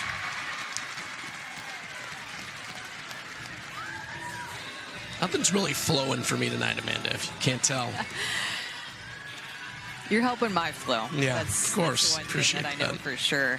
And we're going to flow right into Tuscaloosa. You're going to be there for a couple of games before the championship series. That championship series between the Talons and Bandits starts July 26th. It's a best 2 of 3 series at Rhodes Stadium, home of Alabama softball. I think that's going to be another great crowd there. Rhodes House, Alabama fans always show up when they need to. And Savannah has more. So interesting to talk to these head coaches as the season progresses about, you know, how do you continue to find a way to win? And that was something that Coach Stacey Newman-Denise talked about last night after clinching, that you are seeing these batters so many times and that the challenge really comes down to what can your pitching staff do. She feels like that's the group that really gets the brunt of a schedule where you play and face the same hitters over and over. And so when she thinks about this series and heading into Tuscaloosa, it's on her mind that your offense is going to have to bring it day in and day out because these hitters are so good. They have so much data. They're watching so much film. So your team cannot take the night off at the plate to be able to come away with W's. And I think it's going to make for a really exciting championship in Tuscaloosa, especially if you like, you know, high-scoring games, home runs. I don't think it'll be a shortage of those at all. I think fans really do like to see the offense. It is a pitcher's nightmare, this league, having to face these hitters so many times and find different ways to get them out.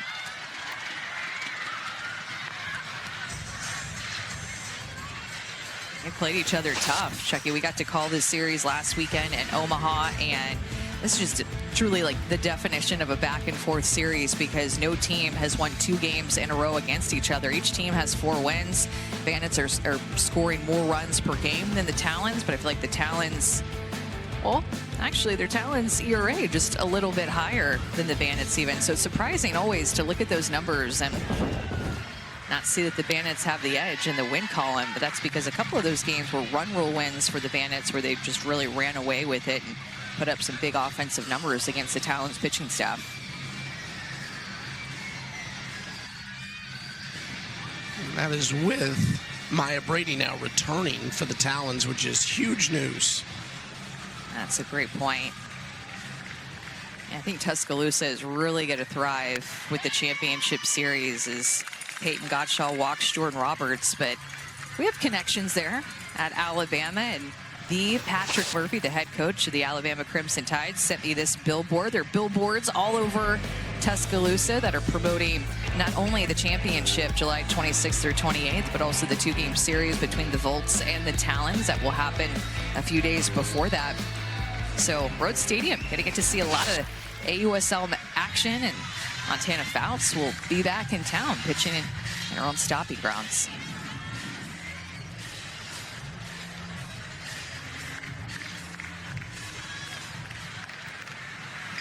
Another chance for Dayton, who grounds out. 2 away.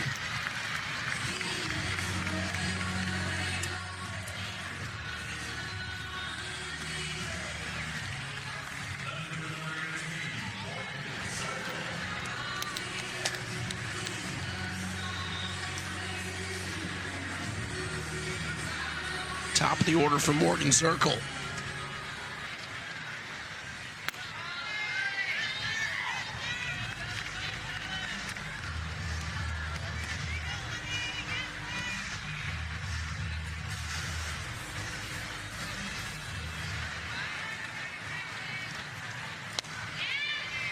Peyton Gottschall is so spinny with that curveball. I think I forgot to mention what she's going to throw, but Peyton Gottschall's special is going to be her curveball. She'll throw a backdoor, she'll throw a regular curveball, and also an off-speed curveball. Oh, here's Zerkle to left. Burns Lorenz. And 2 more runs come in thanks to Morgan Zerkle. Just about to say, it is tough to get her out 2 at-bats in a row. It just does not happen all that many times where you keep her off of the base pass and keep her in the ballpark. This one just barely staying in as she stays on this pitch on the outer half and hits it well. Amanda Lorenz playing pretty shallow again, gets it out of the reach of her, and she plays it off of the wall, but the Bandits score 2 with 2 outs.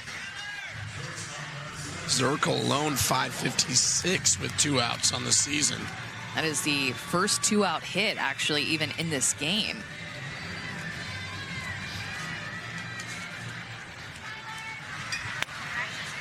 Ball 1 to Skylar Wallace. Bandits needed that, too, after putting up that 5 spot in the 2nd inning. A couple of quiet innings after that, and Volts were kind of gaining offensive momentum when they were coming up to the plate. Scored a couple of runs, and then threatening with runners on in other innings. It's a big answer back for the Bandits.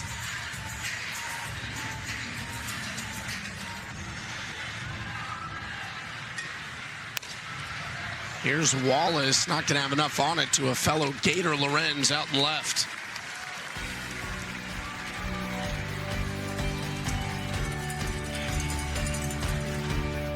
Maya Brady was activated. She was on the injured reserve list, but now she is full-blown playing in the 4-game series against the Blaze in Salt Lake City. And man, she has been unstoppable. Continues to reach base at bat after at bat, whether it's barreling up pitches or walking. It's been incredible to see her plate discipline. Even though she's missed all of these games, her plate discipline, awareness of the strike zone, her ability to get on time, unbelievable what she has been able to do. She has reached base in every plate appearance so far, including tonight's game.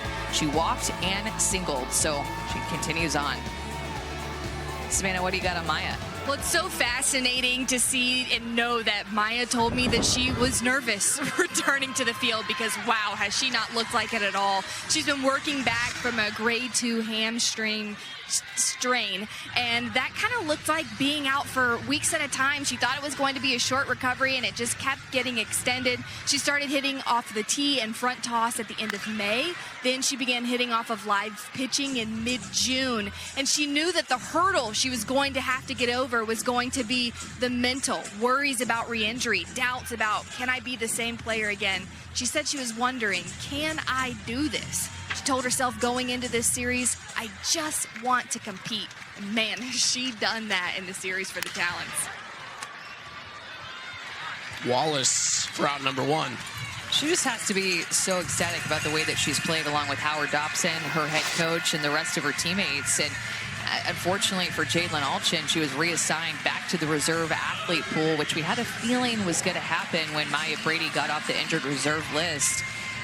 Jalen Alchin was selected from that reserve athlete pool early on in the season because Maya Brady had injury. And so as the rules go, whenever Maya Brady was reactivated, somebody had to get reassigned, and it was Jalen Alchen, who had just been tremendous for the Talons and was thinking, man, what's Maya Brady going to do to be able to replace what Jalen Alchen has done offensively, because she was on fire, but my goodness, sliding right into the 2-hole where Alchen was, and she truly has been unstoppable. Maya Brady has after Jalen Alchen. Got to give her a lot of credit, Chucky, for what she was able to do. And certainly we'll see her in an expanded league next year, going from 4 to 6 teams. And those 6 teams looking for homes next season. We'll see where they end up. It seems like all these places that we've been traveling to across the country at all of the series that we've been to, it just seems like with the support and the fans showing up, that so many of them want to be one of those 6-team hosts to teams next summer. Everyone's made their case. Everybody has made their case, and why wouldn't you want to? And you see the beautiful sunset, maybe Round Rock making its case with a beautiful sunset that's behind the third base line, but everybody wanting in on the action because the AUSL has just taken off, and we've seen the attention, fan support, and momentum to back it.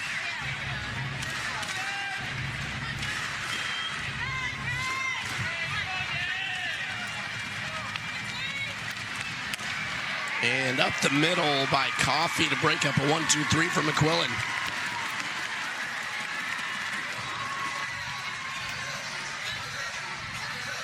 That is the first hit allowed against the Volts by Taylor McQuillin, who's had a lot of success against them. Remember, she came and entered into relief in the bottom of the 4th inning, had a tall task in front of her with the bases loaded, had to face the top of the Volts lineup with Amanda Lorenz and Ciara Briggs, and got back-to-back outs against them to get out of the inning. A couple of quick outs here, but Coffey has been doing damage as a rookie, gets that first hit off of her.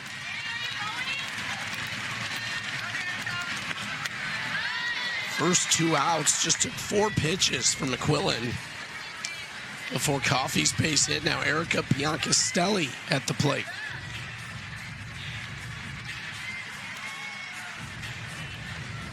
One for 2 with a single and a strikeout.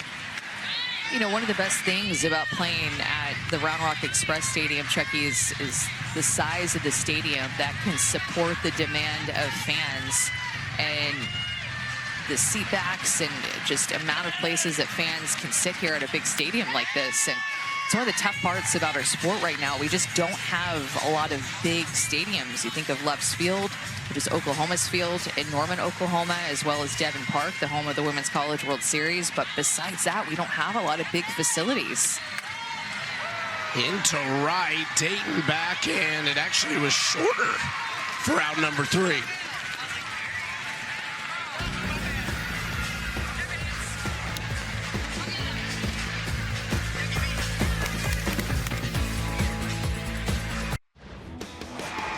The Bandits have 7 runs on the board, and it was the 2nd inning where they scored 5 of those 7 runs. After going 3 up, 3 down quickly in the first, Danielle Gibson-Horton led off the inning with a solo home run, and then immediately behind her, Bubba Nickles-Ca with another solo home run. They go back-to-back for the 3rd time this season.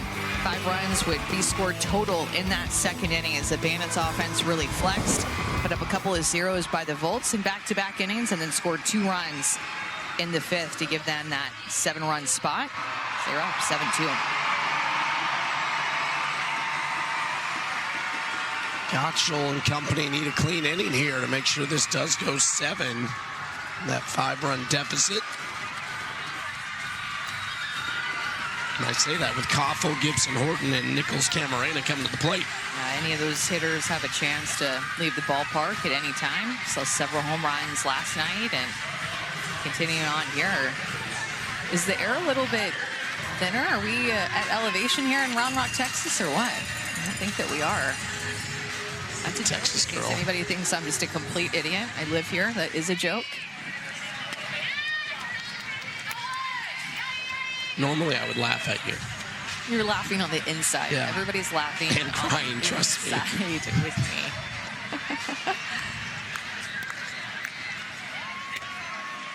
Outside the Coffey, ball 1.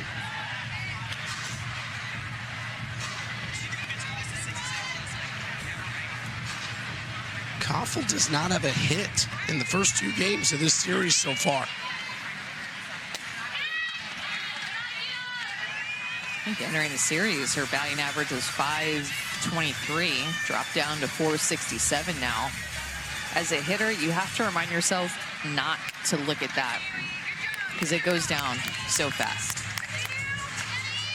And 0 for 3 will just pull it down, and then you start to look at it and start to stress about it. And as a hitter, it's hard not to see it because it can be posted different places, like on the scoreboard. Right now, it's right in front of your face that you see at all times. Long run, but Piancastelli gets there, out number 1.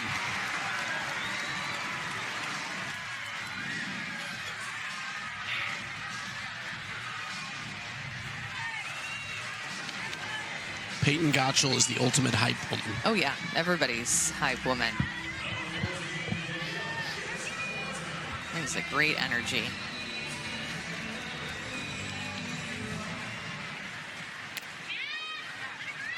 It's been incredible to see what Danielle Gibson Horton has been able to do since becoming a mom not too long ago and being able to balance both a newborn and being a pro softball player, as well as a Division I coach at her alma mater at Arkansas, balancing a lot, and does not seem like at all that she skipped a beat offensively.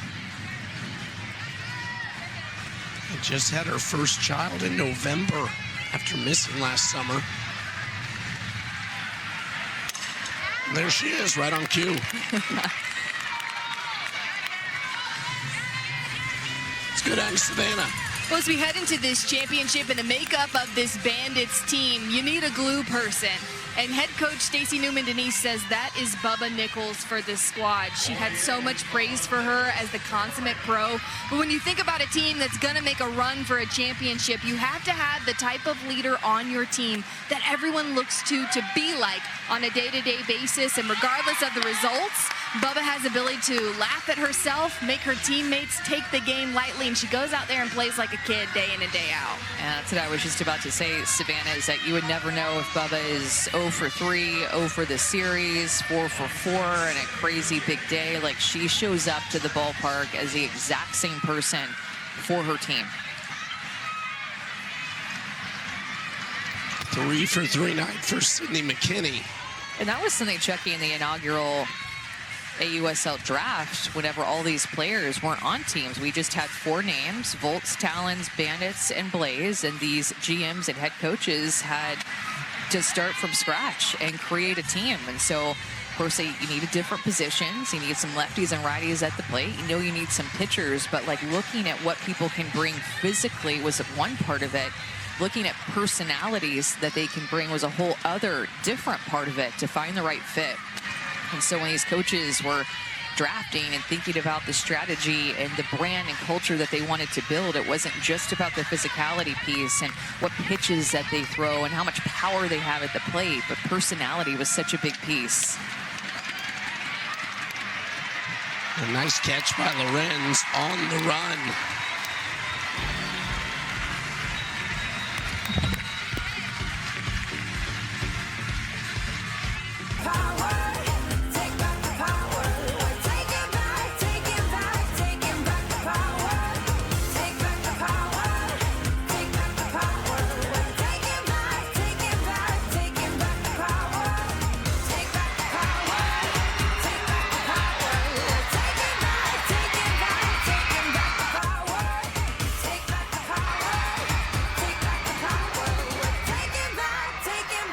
And Round Rock winding down, I should say. Bottom of the 6th, Volts down 5. Still in this game, despite a 12-5 deficit in the hit column as well. And the Volts have left 7 on base. The Bandits have left 8 on base. That song is taking back the power, and I feel like softball is taking back the power. I don't know from who or what, but it may be just taking the power. Taking it in general, yeah. Yeah, just dropping the word back there, but it has been softball, softball, softball from the spring season through the Women's College World Series and right into the AUSL. What's the longest stretch of time you've gone without calling a game since February? Okay, well, February doesn't count because we just have the Clearwater tournament. Once we make it to March, like 3 days. Okay. Just have that Clearwater ESPN Invitational Tournament, the second weekend of the D1 college softball season. A lot of games all at once, and it's cool because you get a look at all the teams early in the season.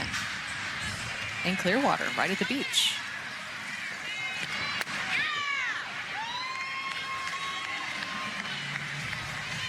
Three-one count to Sis Bates.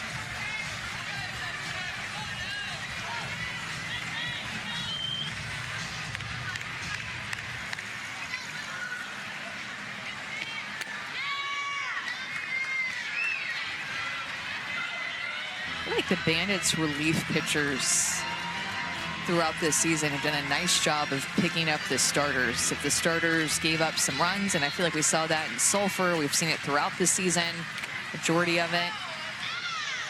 And Stacey Newman-Denise, the head coach of the Bandits, has done a nice job of figuring out when to bring in those relief pitchers at the right time to get ahead of things. Just continuing to learn these pitchers as the season has gone on, how our staff works together. When a pitcher is maybe not get as efficient or getting outs as quickly as she was earlier in the game, she just is so good at having a feel of her pitching staff and knowing when to bring them in. Ground ball. Wallace got to be quick, and she is.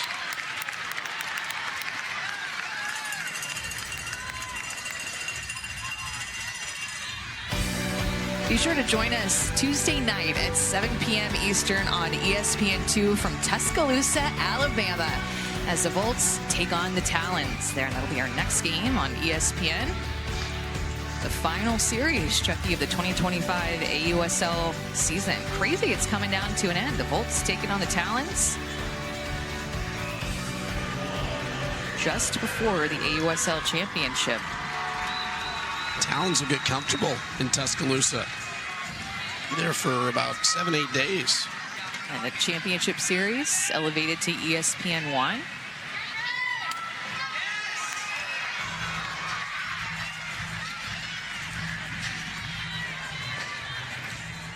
Oh, 1 count to Michaela Edenfield, 0 for 2 tonight at the plate.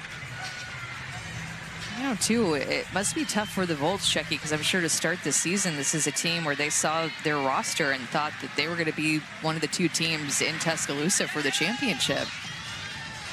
And so now to see, after that loss last night, that the Bandits have secured that spot, I feel like if you're the Volts team at this point, you're playing for a little bit of pride here late in the season and playing against the Blaze to not be the team that finishes in last place his first year. That's what I would play for, at least.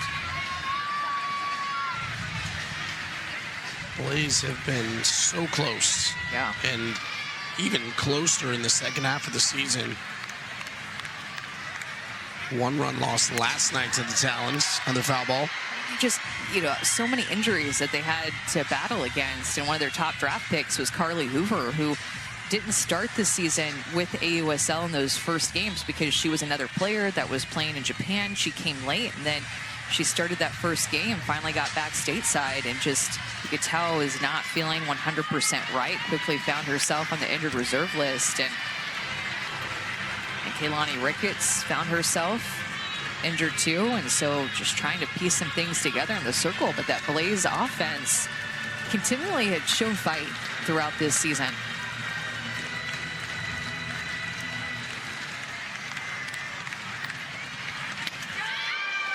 Inside corner, strike 3.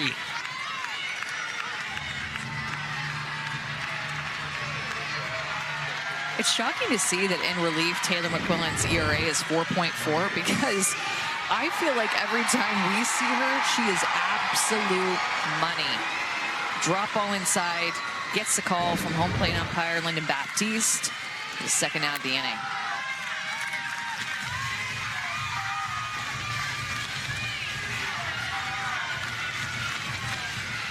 Scott has walked in both of her plate appearances before this one, scored a run. This crowd wants to see her hit. They want to see her swing the bat.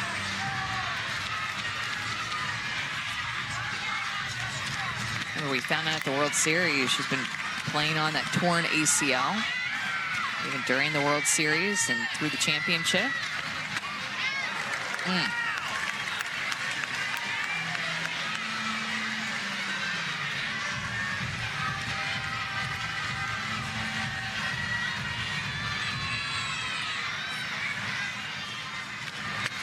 I feel like this lefty-on-lefty matchup, when you are not a hitter that has a lot of at-bats and looks against Taylor McQuillin, is tough. Even when you do have experience against her, she is still tough in that lefty-on-lefty. Just ask Amanda Lorenz. I think she'd be the first to tell you. In the air to center. And there's Bubba. On to the 7th we go.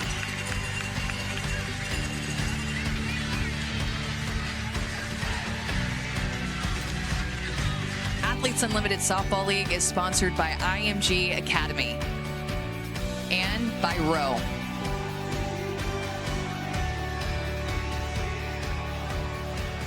All right, Kat Osterman, the legend at Texas, just down the road.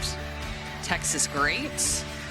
We're not just talking the softball category. We're talking in all of the athletes that have played at Texas. He is the general manager of the Volts here in attendance, lives not too far away from here. Her daughter JC is in attendance as well. She's adorable. Busy offseason for the GMs, including Kat, with an expansion draft on the horizon, among other things. One of the best to ever do it, not just at Texas, but one of the best softball players to ever play our game. One of the best pitchers for sure.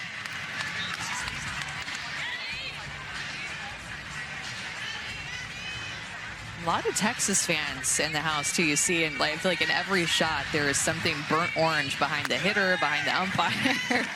So much burnt orange in the stands being here in the Austin area. As you mentioned yesterday, just about 20 miles away from Red and Charlene McCombs Field, where Texas plays its games near downtown Austin. Even you as an Aggie, you're wearing your Texas colors in the booth. I don't know what you're talking about. 2-2 count for Delaney Wisz.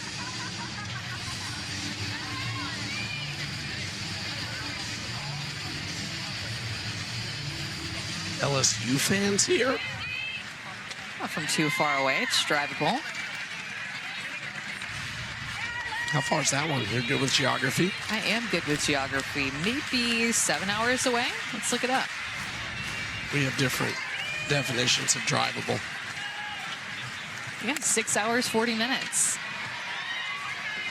I'm not saying that you want to make that drive, but if you had to make that drive, it's drivable.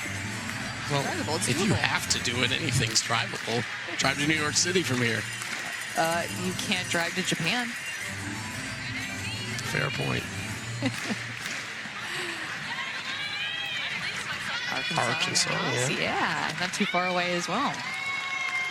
Wisz walks to start the 7th.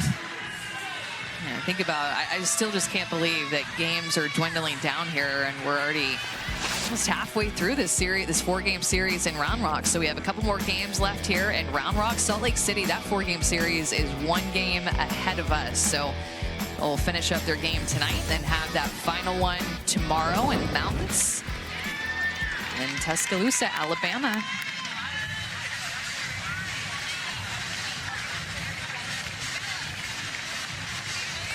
As many as 5 games at the Rhodes House.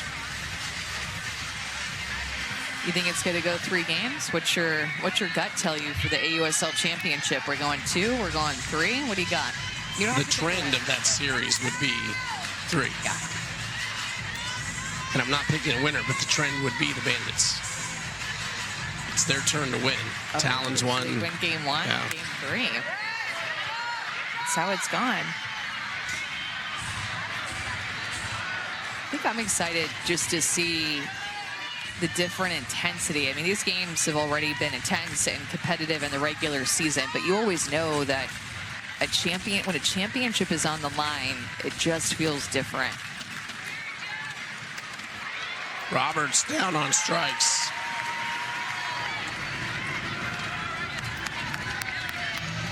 And Peyton Gottschall spins this rise ball up in the zone, gets Jordan Roberts to climb the ladder with her, pitch well out of the zone, and swings right underneath it.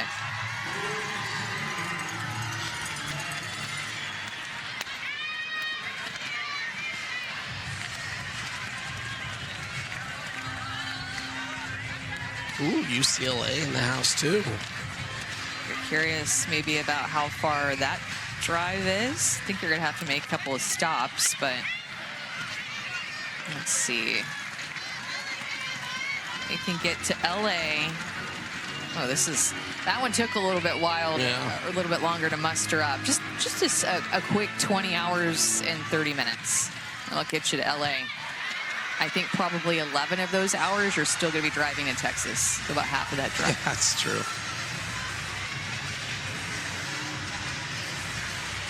What's the longest road trip you've ever taken? I think maybe to Iowa.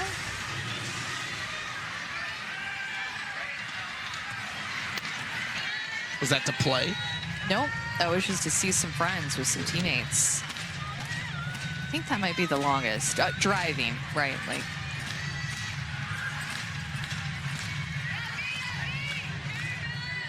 Inside to Dayton, ball 2.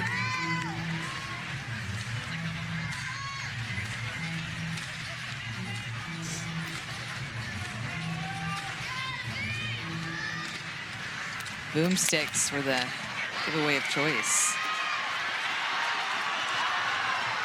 Not quite in time for 2, but there are 2 outs. A great turn by Michaela Enfield. Step on one, and of course the force is taken off, so that throw that she makes to second to Sis Spades is going to need to be a tag. So steps on first there and throws to Sis Spades, who closer than I thought actually was going to be at second base. First pitch popped up and out of play. All right, Morgan Zerkle.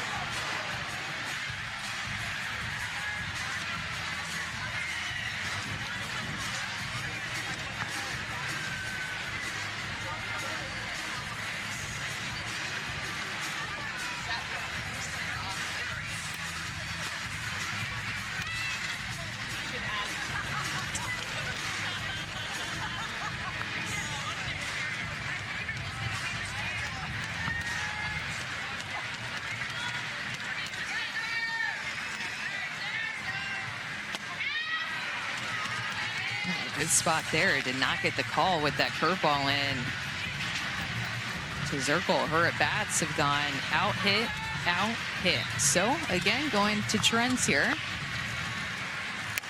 Wow. How about that? Hit, out. And it is off the trend. Third hit of the game for Morgan Zerkle. Her second extra base hit. Bubba Nickles-Ca had tied her for the AUSL league in home runs, and she just took the lead right back. She's had a sweet spot, too, right in that right center field gap. On time, so powerful this season. Morgan Zerkle has just been a real treat to watch hit. My goodness, 8. That is now 8 home runs for Morgan Zerkle.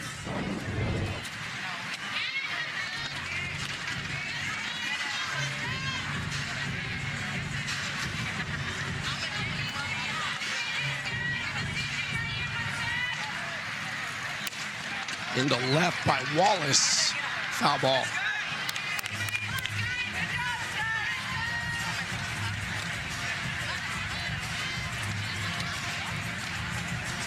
Three home runs in this game for the Bandits. Extend their lead against the Talons in terms of leading the league in home runs. Morgan Zerkle does as a player, but the Bandits do as a team. Let's go down to Savannah. Zerk, you and your Bandits teammates kind of just trade back and forth who's the home run leader in the league. Is there any competition in that, and how do you fuel each other to keep bumping those numbers up? I mean, I think our whole team competes, and it's fun, and it really just brings each other up, and we like to string hits together and home runs together. So this is another decisive offensive outing for the Bandits as you continue to chip into the postseason. How do you love seeing nights like this from your lineup? Yeah, I think it's important that we stay hot and we stay focused. Even though we're in it now, we have to keep preparing for the championship, so we got to stay focused. Perfect prep. Thanks, Zerkle. Appreciate it.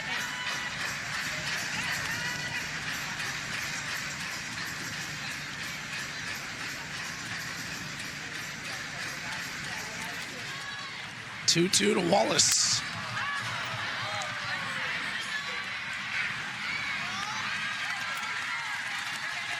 The Bandits extend their lead in the top of the 7th inning to 7, just one short of that 8-run run rule that they were going for earlier in the game. The Morgan Zerkle with her 8th home run of the season, a 2-run shot for the leadoff hitter, and she stays hot.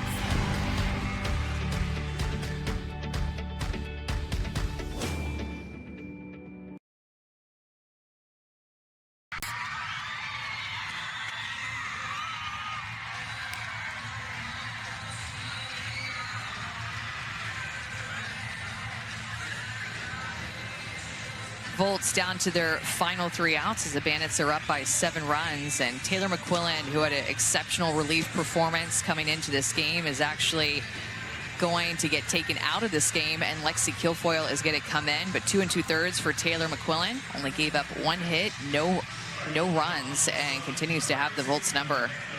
Lexi Kilfoyle, who we saw come and finish the game last night, got the win against the Volts in relief, will enter in. Really the ace of the staff for the Bandits, that they've used her more in relief in the second half of the season. Just trying to get these final 3 outs, and the Bandits are able to finish this. The Taylor McQuillin would get the win. Any doubt Kilfoyle would start game 1 of the AUSL Championship? I don't think so. There's no doubt in my mind, but maybe Stacey Newman-Denise could talk me out of it for different reasons because of all the data and numbers that she looks at. But I would think start McQuillin game 1, have her ready in relief for game 2, and potentially even start game 3.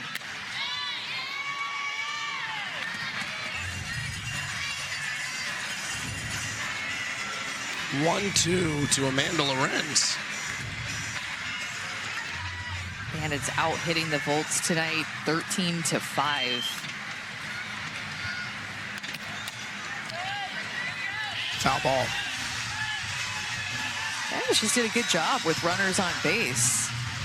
6 for 20 with runners on, 5 for 15 with runners in scoring position. 6 extra base hits for the Bandits tonight.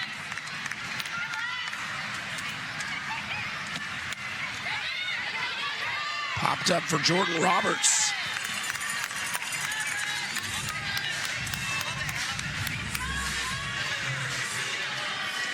I think you really saw the Bandits play free tonight. Talked about in the early innings, just swing free.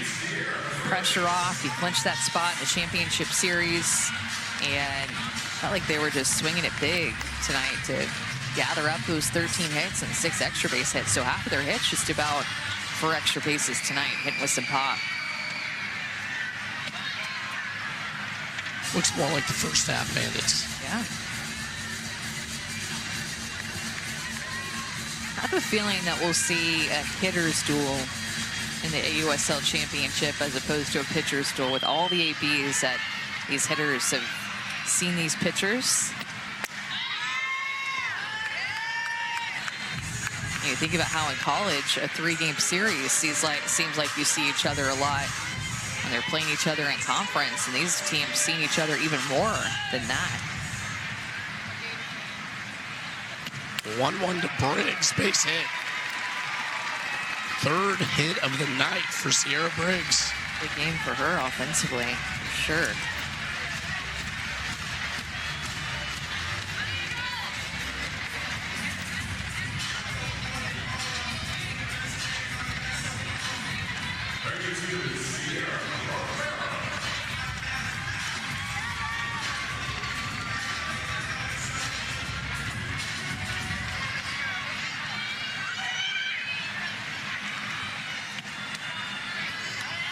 Ball 1 to Sierra Romero. One of those nights where she's hit the ball well tonight and nothing to show for it. 0 for 3 tonight. Isn't that just how it goes sometimes, too? You can hit the ball hard in 4 at-bats and go 0 for 4, and then you could get jammed, hit it off the end of the bat, walk, and then find yourself on base. 3 or 4 plate appearances in a game. Runner goes out. We might have a coach challenge here, but very interesting to be down by 7 and steal in the bottom of the 7th inning. You don't see that all the time.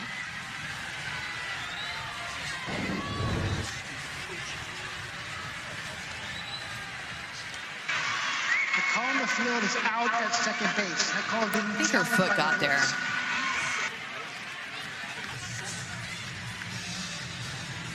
Call on the field was out. And tough to see from that angle. That is not an easy call with just how much traffic is going on the base pass on the, or to get to the base. I think her foot gets there before the tag. Should be overturned, but again, not every day that you're seeing the bottom of the 7th inning down by 7 runs, steal called, and you're down to your final outs. But here we are with a coach challenge looking at the call.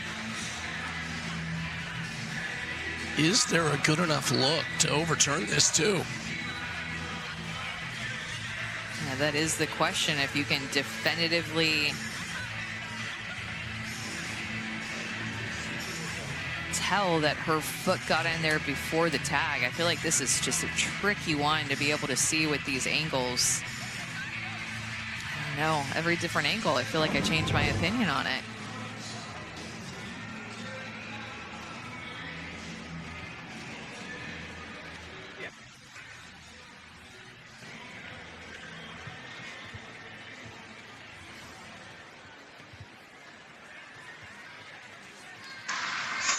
After further review, the call on the field has been upheld. The runner is out. All right. 2 away.